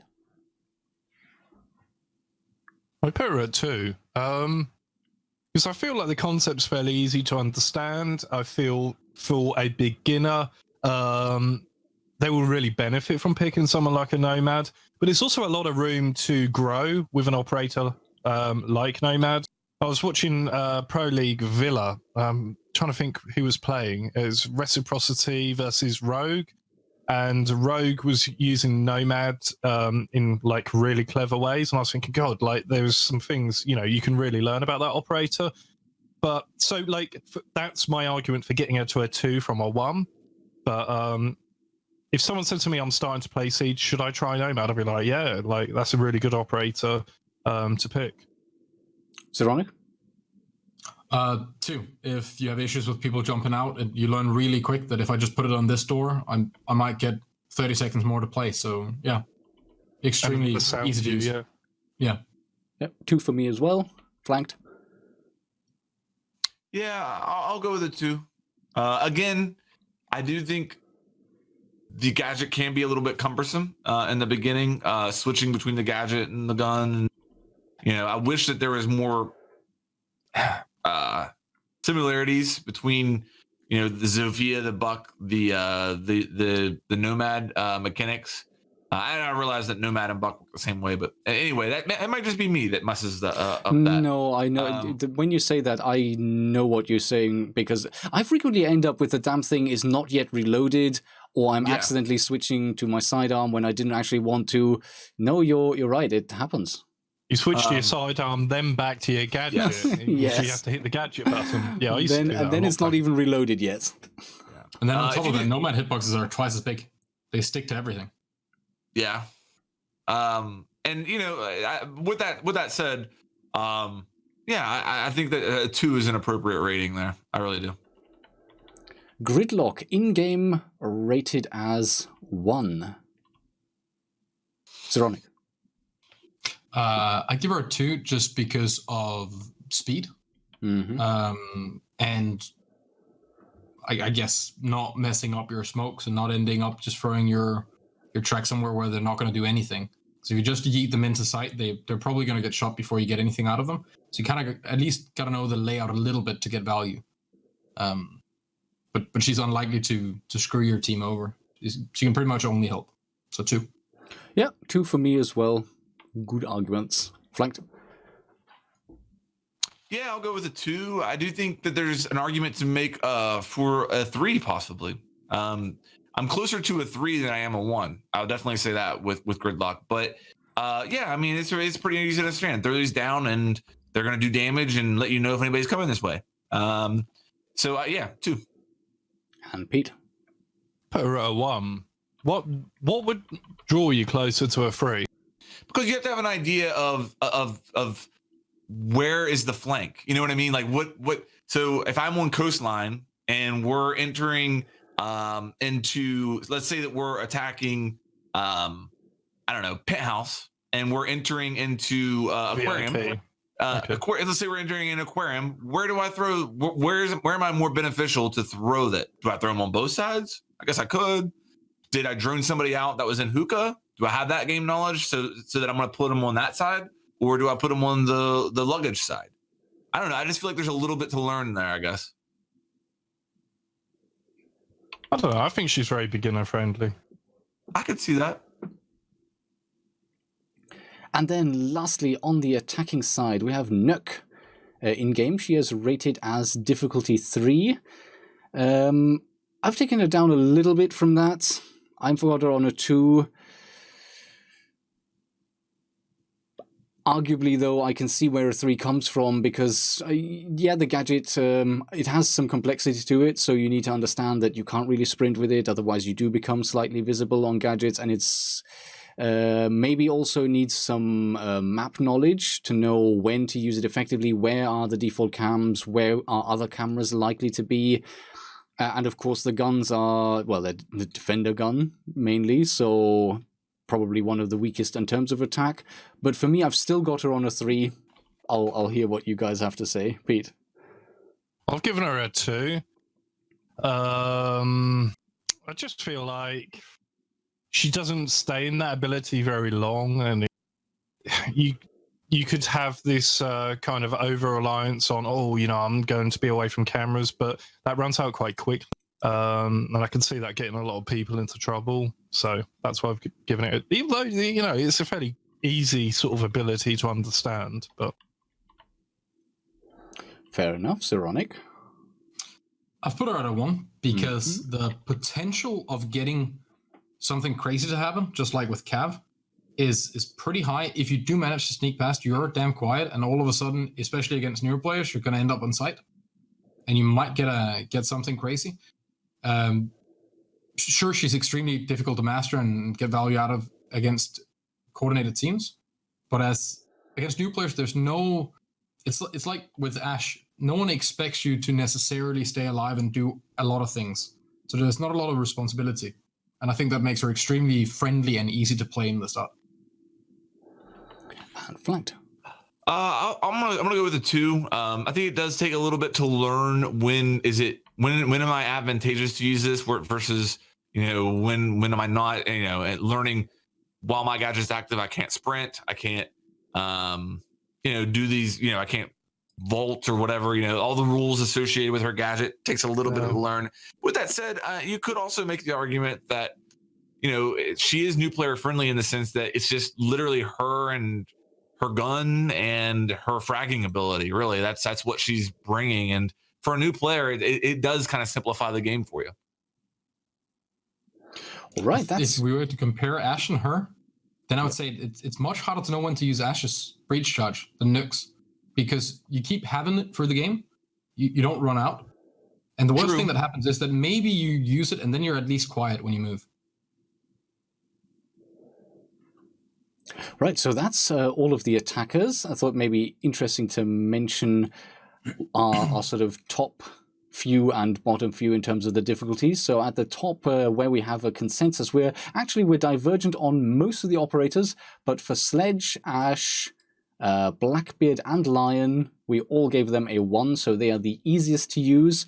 And right at the bottom, from sort of most difficult, we have Hibana, Montagne, and Maverick. Just as some averages there. Now let's start on the defenders. How are we for time, everyone? Because that's taken quite a while. Mm-hmm. I'm okay. I can. Maybe we do make a point though on the attackers to move it along a little faster. But I'm okay. Like. All right, okay. I just wanted to make sure that no one had to go anywhere quickly. So let's do the same exercise for the defenders. Smoke. I think I said attackers. Yeah, defenders. So Smoke in-game is rated as a difficulty level 2, medium. I'm giving him a 3. I think he takes quite a lot of skill, and yes, he can play a vital role, but it takes so much skill to be able to be alive for that final push, know where they're coming from, be able to deploy your gadget, which is just a thrown object, and then you start that. To get the most out of that, and even to get anything out of it, you have to stay alive. For me, he's a difficulty 3, flanked. Yeah, 3. And I specifically remember being a new player and being like, dude, I'm never going to get a kill with this thing. You know what I mean? Like having that mindset of treating it almost like a grenade almost. And it's not that. And it takes a while to grasp that. So 3. Mm-hmm. Pete. I'll go along with that in the spirit of keeping it quick. All right. And Zerona. I just say 2 because of how much he can do. Mm-hmm. Okay, Mute. Mute in the game is a difficulty 1, flanked. I'll go with a 2 because it takes some time to learn how to get more out of those mute jammers. But I would. It's definitely somebody I would steer new players towards. But yeah, you need to learn where to put them. Pete. I'll give them a 2, just because I think it takes some time to understand where they go for maximum effect and for counter-stratting. As ironic. I'll give him a 1 just because of the amount of area he can cover and how many walls it could be. So even if you are new and don't know what you're doing, you can always place them at a door. You'll get some sort of value. Yeah, I mean, I fully agree with the challenge of understanding. I think I told this story once before. In one of my videos, I had some background footage of Mute, and no kidding, I had a number of different comments from different people, of people watching the video making fun of me, saying, haha, why is this idiot using the anti-drone operator?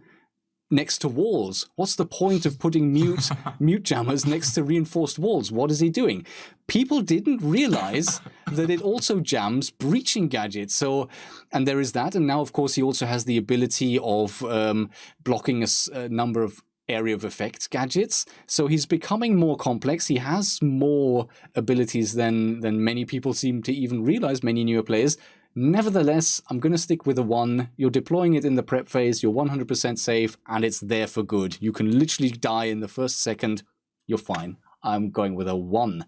Castle. Castle is rated medium, level 2 difficulty in game. Pete. Just trying to find him on my spreadsheet. I have given him a 3. Unsurprisingly, I think he's very difficult for newcomers. Depends on teamwork to get the most out of him. His UMP is pretty rubbish. There's a high skill gap. Needs a lot of additional knowledge. Zeronic. Amazing and competitive. You should not be allowed to play him until you're level 50. That'd be cool, yeah. Yeah, I've got him on 3 as well. Just no question about it. He's just a very challenging operator to use overall. Same for you, Flanked? Yeah. Pulse. Pulse in-game has a difficulty rating of 3. Zeronic. Wow. I'd say 2. 3 speed. Gun's not so good, but you learn a lot about where the attacks are coming from, and you get a good idea of map flow. So 2. Yeah, 2 for me as well.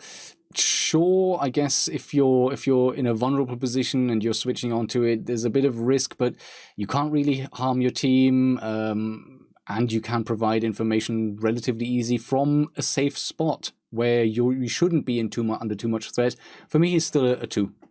Flanked. 2. Yeah, all the reasons you mentioned. I don't need to add anything to that. I'll stick with a 2.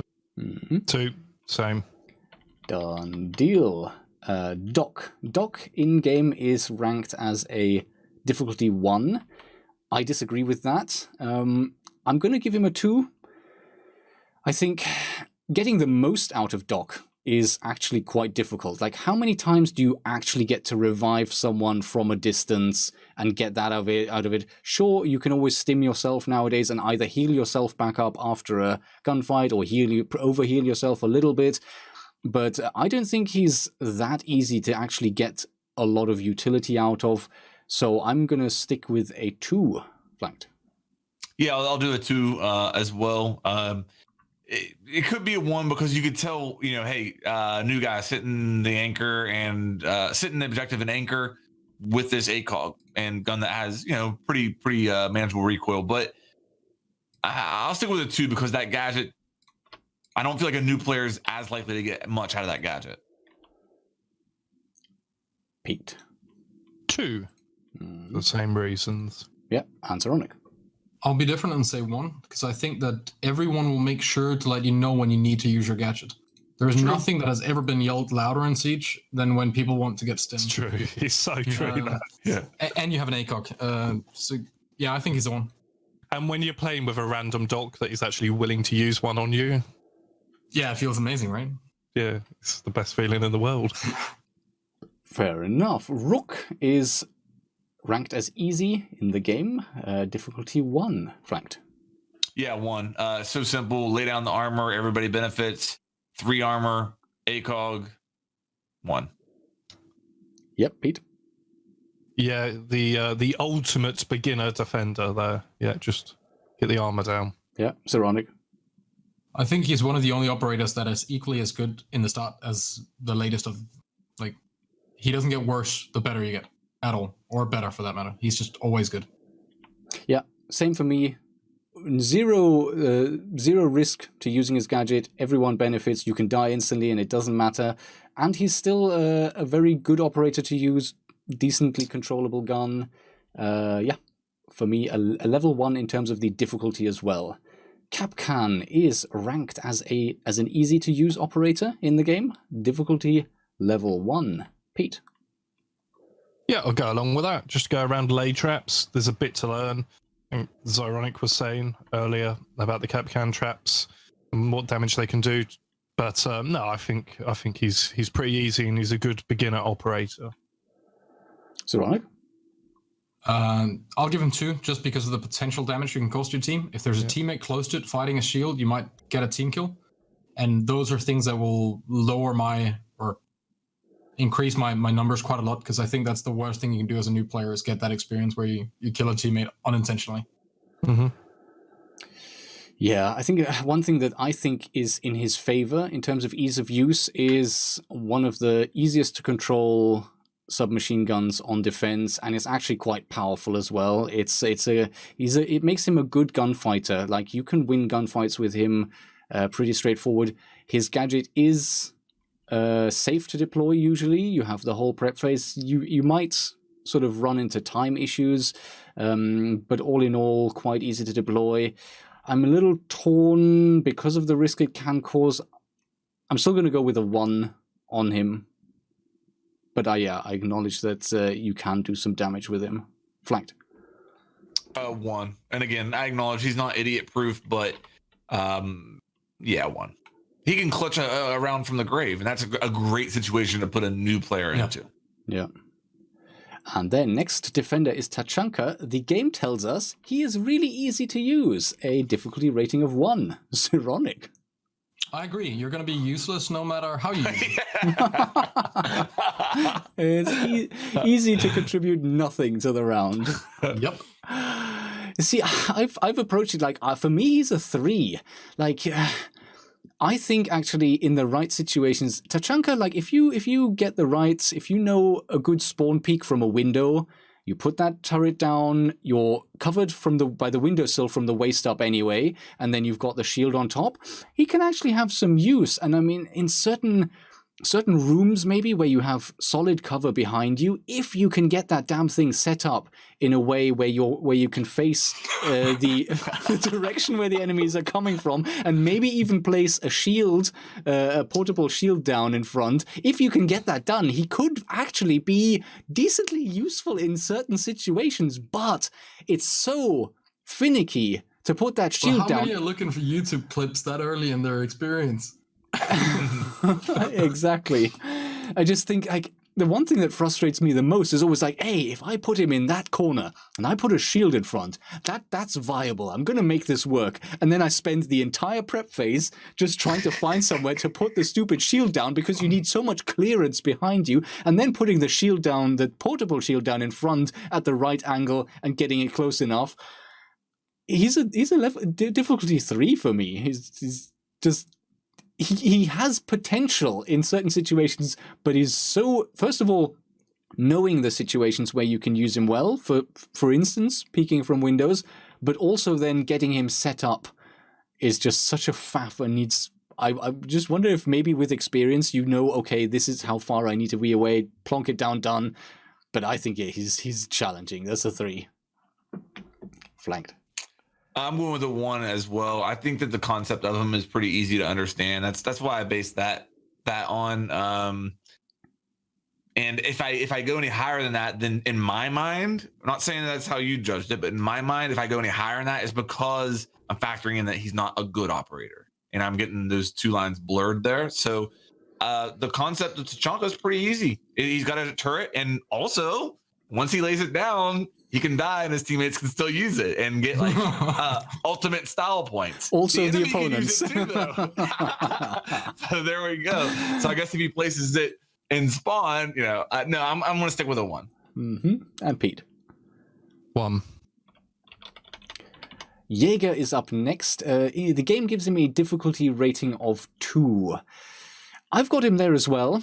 Simply because, yes, you can understand the gadget quite easily, but still you do need a little bit of forethought on where to place it to actually make sure that you and your team get the most value out of it. Where are the enemies going to come from? What utility are they going to be using where? Where do I need to put this to make sure it's not seen, but at the same time can intercept incoming utility, whatever the kind is. So I'm going to leave him at a 2 there, flanked. Yeah, 2.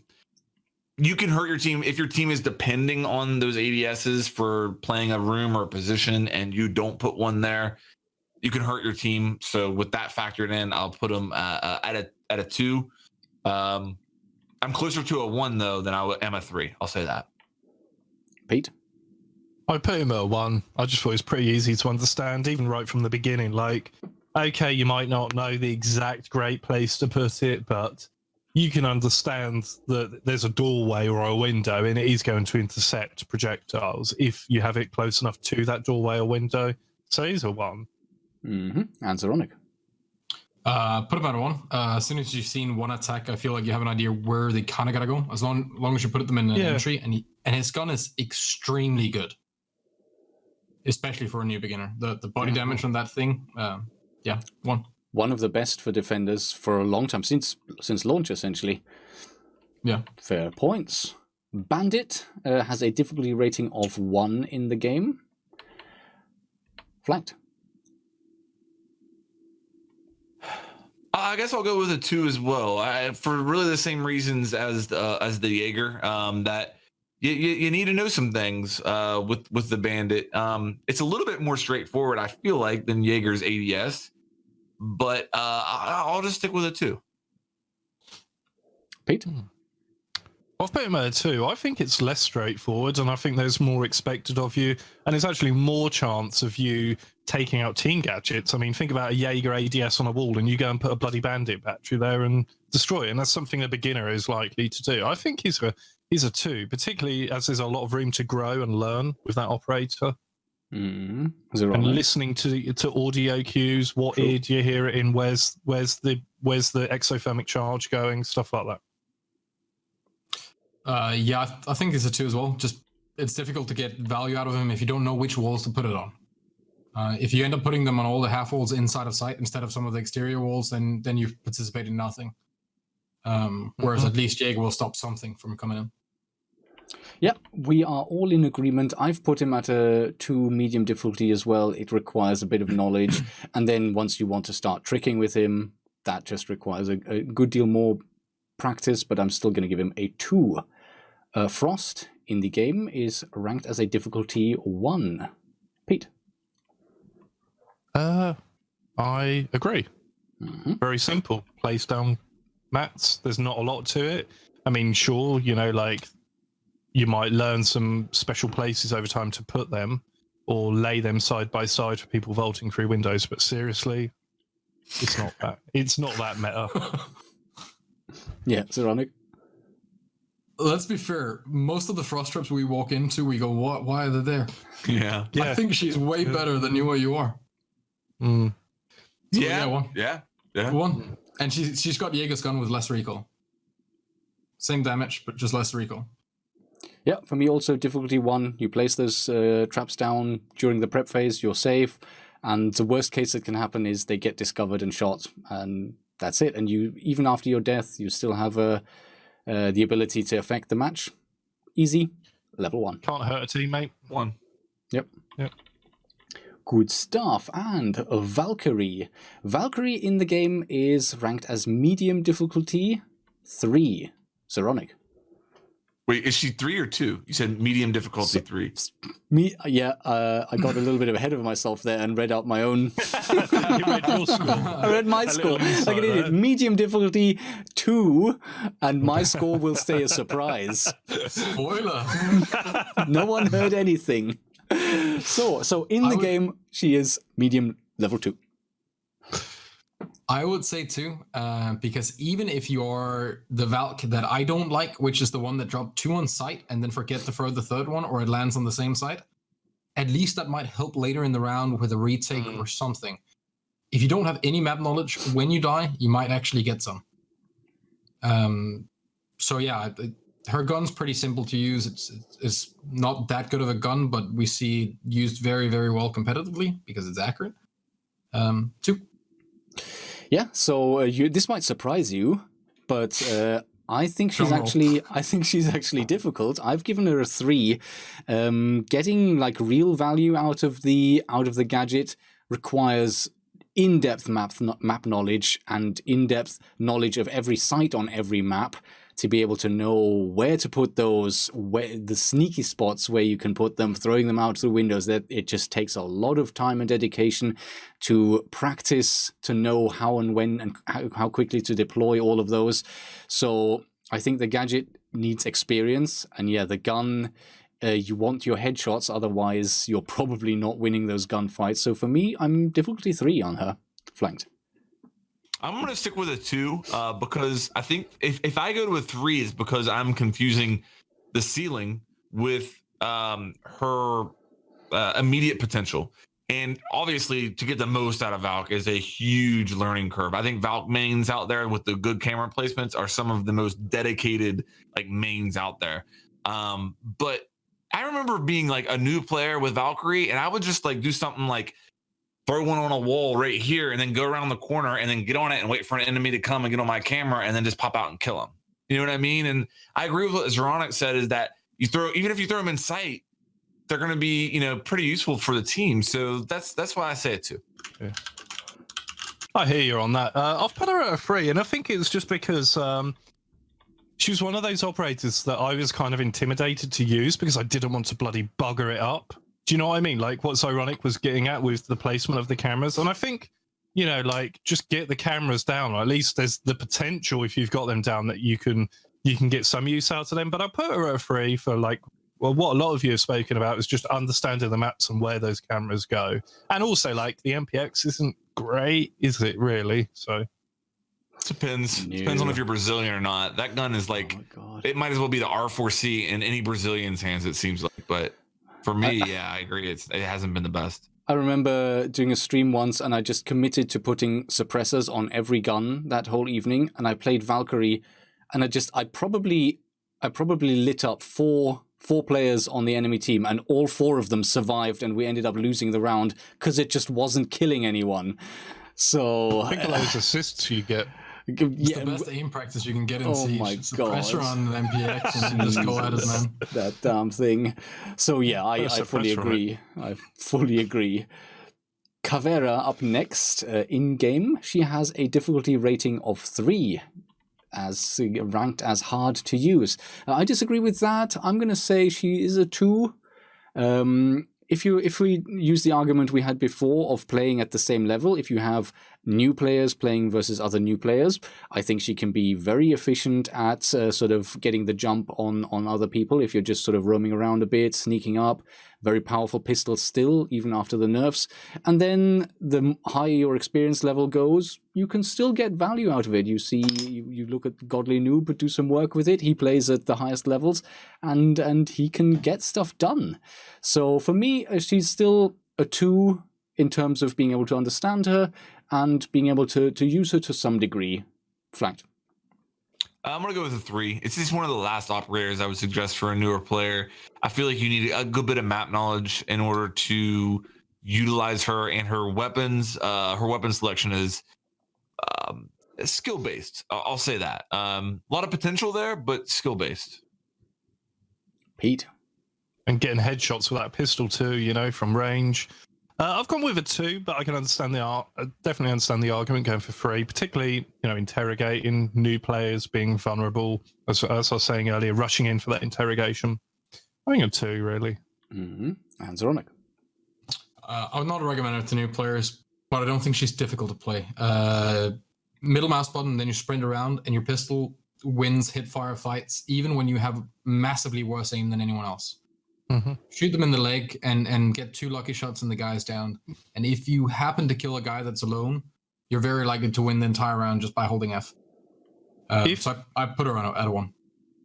If you down someone and a teammate just finishes them off before you can interrogate them, are you allowed to one-tap them in the head, though? That's the big question. Yes. And teabag. And teabag. Okay. Echo up next. The game rates him a difficulty 3. Flanked. I agree with that. It's gotten a little bit more towards a 2 since he's gotten 2 of his yokai drones.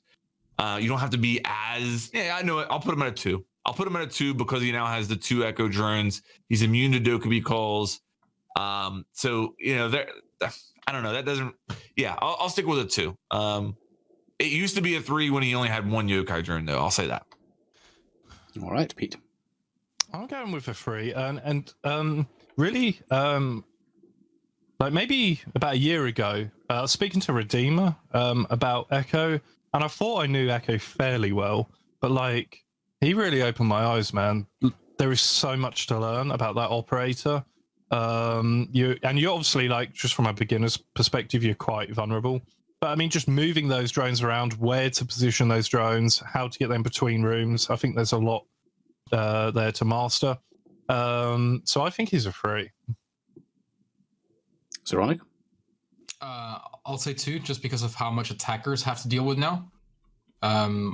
You can't just walk in anymore and just find the Echo drone. There's probably going to be a Maestro. There's probably going to be Legion Mines, Mirror, Smoke, whatever. ACOG on defense helps immensely. And even if you were to play them just at 2 entrances to the site, you're most likely going to get some value. Drop some shields, slow people down in the push. 2. Yeah, for me too. I mean, even if you die, those camouflaged cameras that can be very hard to find, especially now when you're under pressure from so many other gadgets. Yeah, I think there is value to those, and they're easy to deploy as long as you make sure you get those out relatively early. Still a 2 for me. And the other thing about those cameras is that teammates can move them about, unlike a Maestro cam, which are pretty unforgiving. Yep. Like after death. Yes, fair point. Mirror, the game thinks is difficult to play. Difficulty 3. Pete? I've put her at a 2, though I think like she could be quite difficult with that vector and not having an ACOG, and if you're trying to peek your own mirror and you're not sort of giving it to someone else. You know, there's a lot to master. You can be quite dependent on teammates, quite vulnerable sat behind that mirror, but I don't think it's like as complex as some other defensive gadgets. So I've put her at a 2. Zeronic? I'm putting a bit of faith in the community here that people would kind of point out where they would like the mirror windows in a setup. So as long as everyone knows where they're going, then I don't think it's harming anyone. But if you were to play them with no comms, then I'd put her at a 15. 50.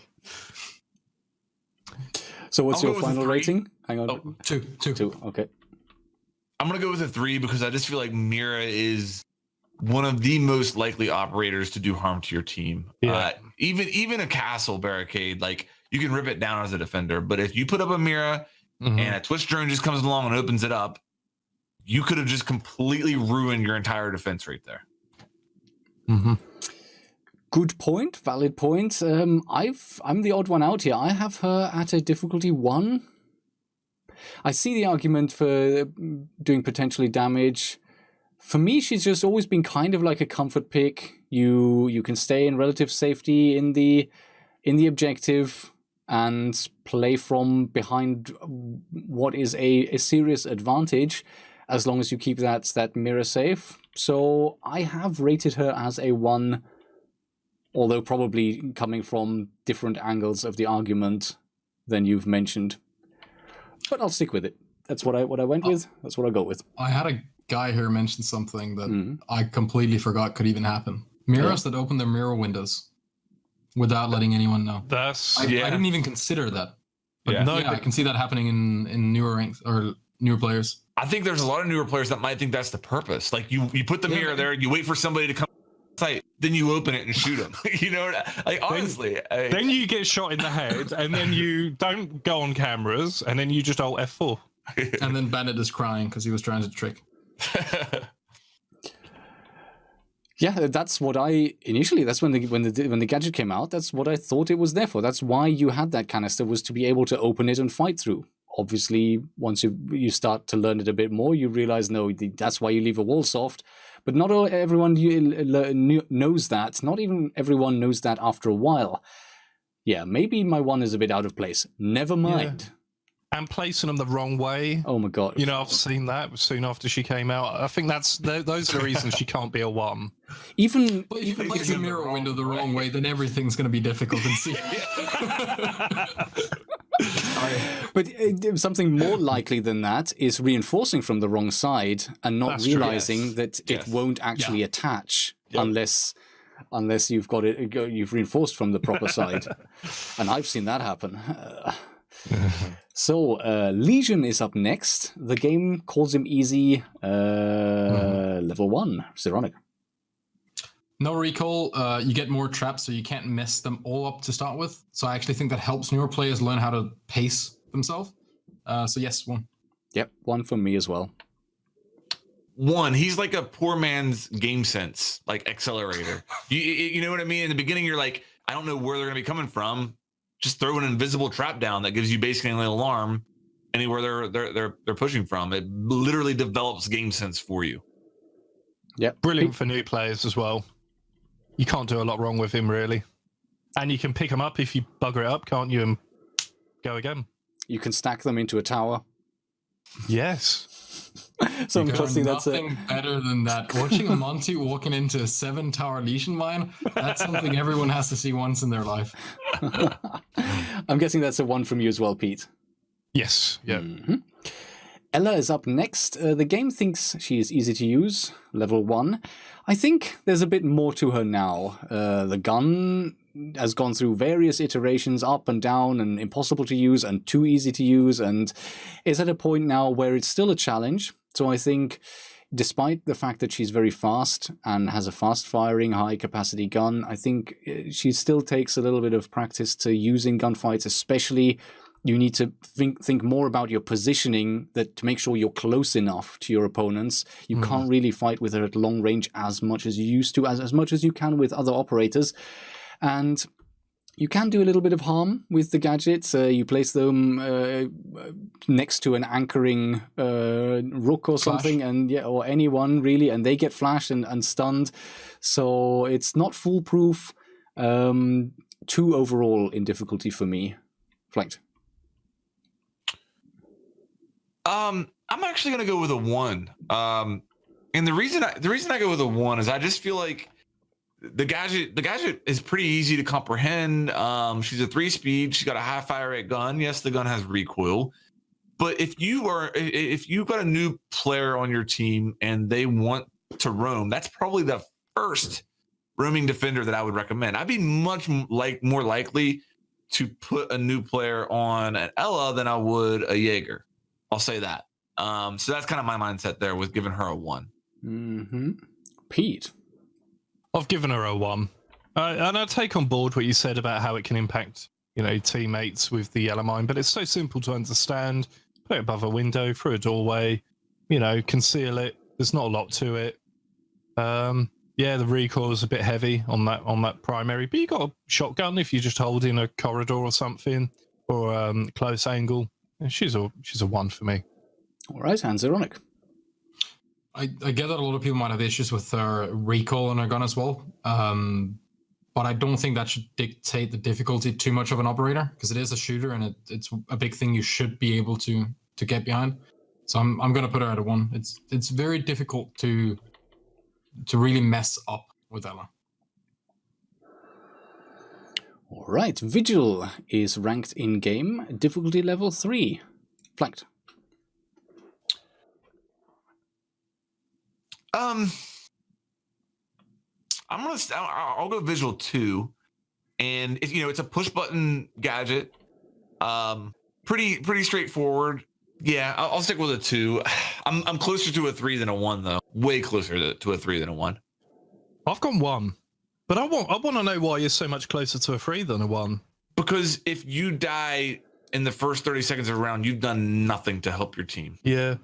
I suppose the reason I went for 1 is because I just felt like as far as gadgets go, it's pretty damn simple to understand what you're doing, what you're trying to achieve. Like you're sort of like that counterintelligence, misintelligence, I suppose. I just don't feel there's like a great deal to it. Like, obviously understanding a bit of verticality and how it works, but yeah, 1. Fair point. Zeronic? As a new player, I think that utility evens out the stress of maybe having 2 players try to hunt you and drone you. Even if you just use it when you see the drone, it kind of gives you this second chance, and you have the impact nades. And the gun is extremely easy to control, right? And does a lot of damage. I'd put him at a 1. Yeah. Yeah, I'm on Flanked's page. I've got him at a 2. Definitely not the 3 that the game suggests, but still a 2. Decent gun, very decent gun, but utility-wise, you can get something out of it. How much can you get out of it every round? As as a new player, I think he's more difficult to actually contribute to the team usefully than maybe others. So for me, he works out at a 2. Maestro in-game is ranked as a difficulty rating 2. Pete? I'm going for a 3, I think. Let's get into my spreadsheet. Apparently I'm going for a 2. Apparently I'm going for a 2. Okay. But I think a 3 because I've seen people placing those evil eyes on like destructible, like on a television screen or on something with a breakable piece of glass, stuff like that, and then it's just so easily taken out. And you need to look like with a Maestro cam, I think it's so easy to put a really crap one down. Like you need to know really where to put it, and I think that requires an understanding of the game, that operator, to actually get the best out of him. I just, like an operator like Cat can, I don't think you really need to understand where people are likely to push from. You can just scatter them around and you'll get some success with that. But I think with Maestro, you know, say trophy room, kitchen on Chalet, you need to know where you're putting them to get like that utility out of them. But then, you know, like he's got a great weapon, this, that, and the other. He's got the utility of his sidearm, but I think he's difficult. So I'll put you down as a 3. Now, how do you justify that level 3 rating compared to the Pete who wrote your notes and put him down as a 2? I don't know, because like I've got all these different columns, and I've had a couple of beers. On my columns, I've got like initial ease of use 2, additional knowledge 3, skill gap to master him 3, weaponry 1 because I think his LMG is amazing, dependence upon teamwork 2, the personal sacrifice or risk with using him I've put at 2 because I think there is a risk just sitting there on a camera for long periods of time as a beginner that means that someone rushing sight might take you out. I mean, we've all had that, right? We've been on camera and someone just rushes sight and like an ash. Yeah, I mean, now with Nook, you get some people still maybe getting used to her, but still thinking, okay, this camera is protecting me, and she just walks right past and shoots you, right? Yeah, maybe, yeah. Fair point. Zeronic? Well, so my argument would be, even if you misplace your Maestro cams in almost the worst position, except for maybe on a barricaded door, then you're very likely to use Ash charges, Sophia charges something on it, and you have an 81 bullet LMG with an ACOG. I put him at a 2. You're so likely to at least get something out of playing Maestro, even with terrible cams and never shoot. It's 2 bulletproof cams. It's a better doc that can't heal. Yeah, and I've just gone even further down in that direction of the spectrum. I think he's a 1. Like, you put those cameras down. The worst case scenario is that they can get destroyed, but they are very difficult to destroy usually. You need to open them up and then shoot them, or use a gadget that can destroy them. I don't think they're easy to get rid of. And then if you're anchoring, you're playing somewhere safe inside, you're on your cameras, and then when it comes to a gunfight, you've still got an easy to use, literally an attacker weapon on a defender. I think he's quite easy to understand and get the hang of. 1 for me. I'm going to go with a 2 just because I think that in the beginning, new players are very likely to spend way too much time on the cameras because they can zap and shoot things. And getting them destroyed by opening them up and people just shooting them. Yeah. So I put him at a 2 for that reason. I do think I'm closer to a 1 than a 3, and I would consider him easier to use than Echo. I'll say that. Even though I have them both at a 2, I believe. Okay, next up we have Alibi. The game ranks her as difficulty level 3. Zeronic? 1. Yeah. You even if you have no idea what you're doing with Alibi, you just drop them randomly everywhere. A drone is likely to hit them. Someone might shoot them through a wall. You basically get a lion on defense for a tiny amount of time. You almost always have a shotgun pistol, a pretty decent primary, and impact nades. Like, she can do everything semi-good, but doesn't really fill any particular role. Mm-hmm. Great learning operator. Yeah, for me, 1 as well. You can place your gadgets in safety in the prep phase if you want to, and they will distract. Like even if you're up against more experienced players, for that moment when you see a human-shaped object at a distance, it will distract you just for a little bit. You might shoot it, you might not shoot it. Sometimes you're forced to go through it with your drone or yourself. You get value out of it quite easily without much challenge, and yeah, the gun is quite easy to control. I've got her at 1. Flanked. I agree with the 1, and there's also the often overlooked aspect of when Alibi's on the board, your teammates' operator icons are shielded when they run out, and that could be kind of cool in the beginning. You know, if somebody wants to do an aggressive run out, then you're not going to know that was a Maestro or a Doc or whoever that did that run out. So yeah, 1. And Pete. 1, and I love her weapon, possibly my favorite defensive weapon. I love it. It's brilliant. Interesting. So next up, Defender Clash. The difficulty in game is 3, and I agree with that. Hard to use solo, whether you're new or not. Yes, she can be frustrating to deal with, especially if you're in a one-on-one situation right at the end and she's slowing you down and backing away and you can't shoot her and you can't melee her, and it's really frustrating. But overall, really hard because you have no ability to shoot while you're using your shield. You have to put your shield away completely in order to be able to fight.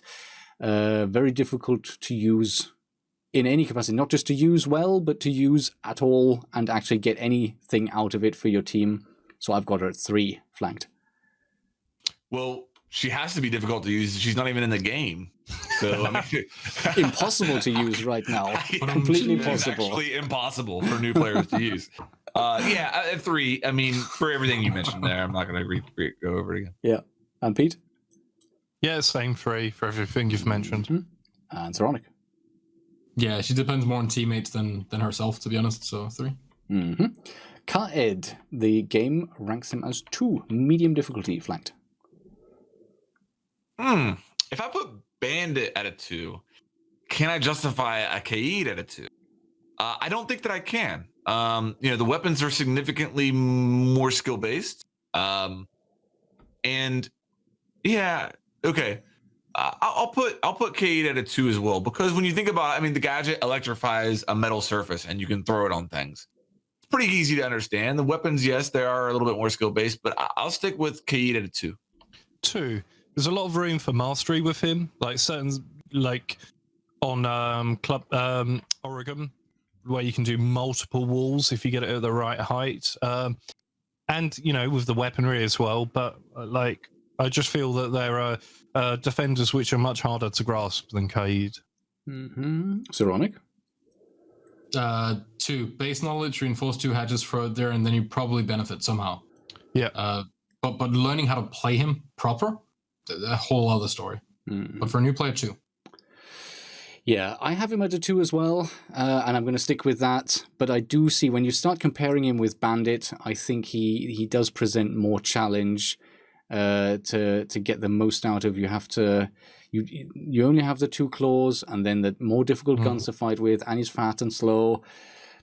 But I'm still going to say, the 2, although I do think if we had more grades, I would have him certainly above Bandit. Mozzie is ranked in the game as difficulty 2, Pete. I've gone with 2. Yeah, I think there's just understanding where to get them down and what you can actually do, the counterintelligence that we were speaking with Flanked about on the last podcast a couple of weeks ago, how you can use him almost in a similar role to Mute. But I still feel for a beginner, he's not that difficult to grasp, though there are inherent risks with a defender that has a drone. Zeronic? I'm only thinking plus minus value. If you throw 3 Mozzies out, you're either blocking drone waves, which helps your team quite a lot, or you're getting intel, and you're taking intel away while getting it. And I think that's massive. Plus, he has a sidearm shotgun, so he can do some of the rotate holes that you often, especially in the start of the game, don't have people to do, because people might not be running impacts, they might not be running shotgun on the other operators. So there's a very good chance that he will fill that one role. So I'm taking it you're rating him 1? No, 2, sorry. 2. 2 as well. Okay, yeah, I've got him as a 2 as well, for the reasons you've mentioned. 2 for me. There you go. And finally, last but not least, Warden. The game ranks him difficulty level 2. Zeronic. I think people are too likely to get baited into using his ability too early, and therefore ending up being in a position where they get flashed that they otherwise wouldn't. So I'd say 3. I think he causes a lot of death for new players. Yeah, I'll go along with 3. I think he's kind of a tricky operator for a beginner. Like, you know, he's very, very niche. And, you know, I could see a beginner going in thinking, oh, this is a great like counter to Glaz and getting their heads taken off with him. So I think he's a 3, man. Yeah, flanked. Yeah, 3. I can't really disagree with anything. So situational. You got to have some knowledge. It really, it's difficult to get use out of it, and you know a lot of situations. So 3. Yeah, I think sort of because the movement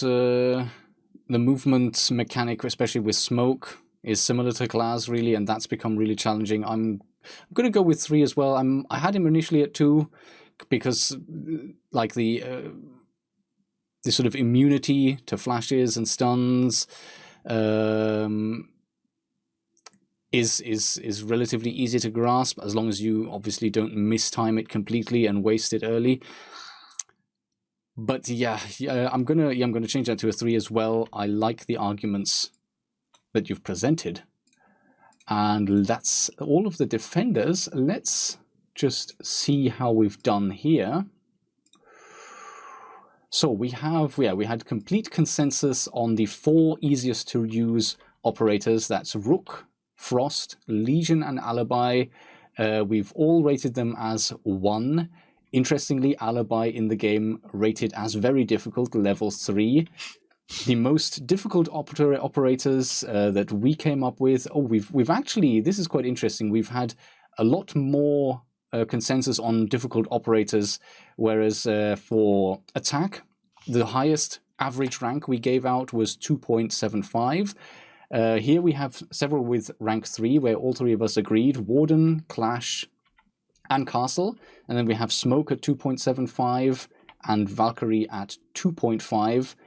And interestingly, apart from Clash, all of them are rated only difficulty 2, only medium in the game. So quite some disagreement with the game there. Although, like, it's so hard to, because obviously we all explained our reasoning behind those ratings and our thought process. I wonder, because we have quite a lot of discrepancy with a lot of the rankings, and sometimes, like, literally the entire opposite. It makes me wonder what the thought process was for the difficulty ratings in the game. Was it just a poll? Was it someone thinking, let's come up with what's difficult or not? Is it based on some statistical insights? I would assume that at least some of them have something to do with promoting use of operators. For example, Heartbreachers.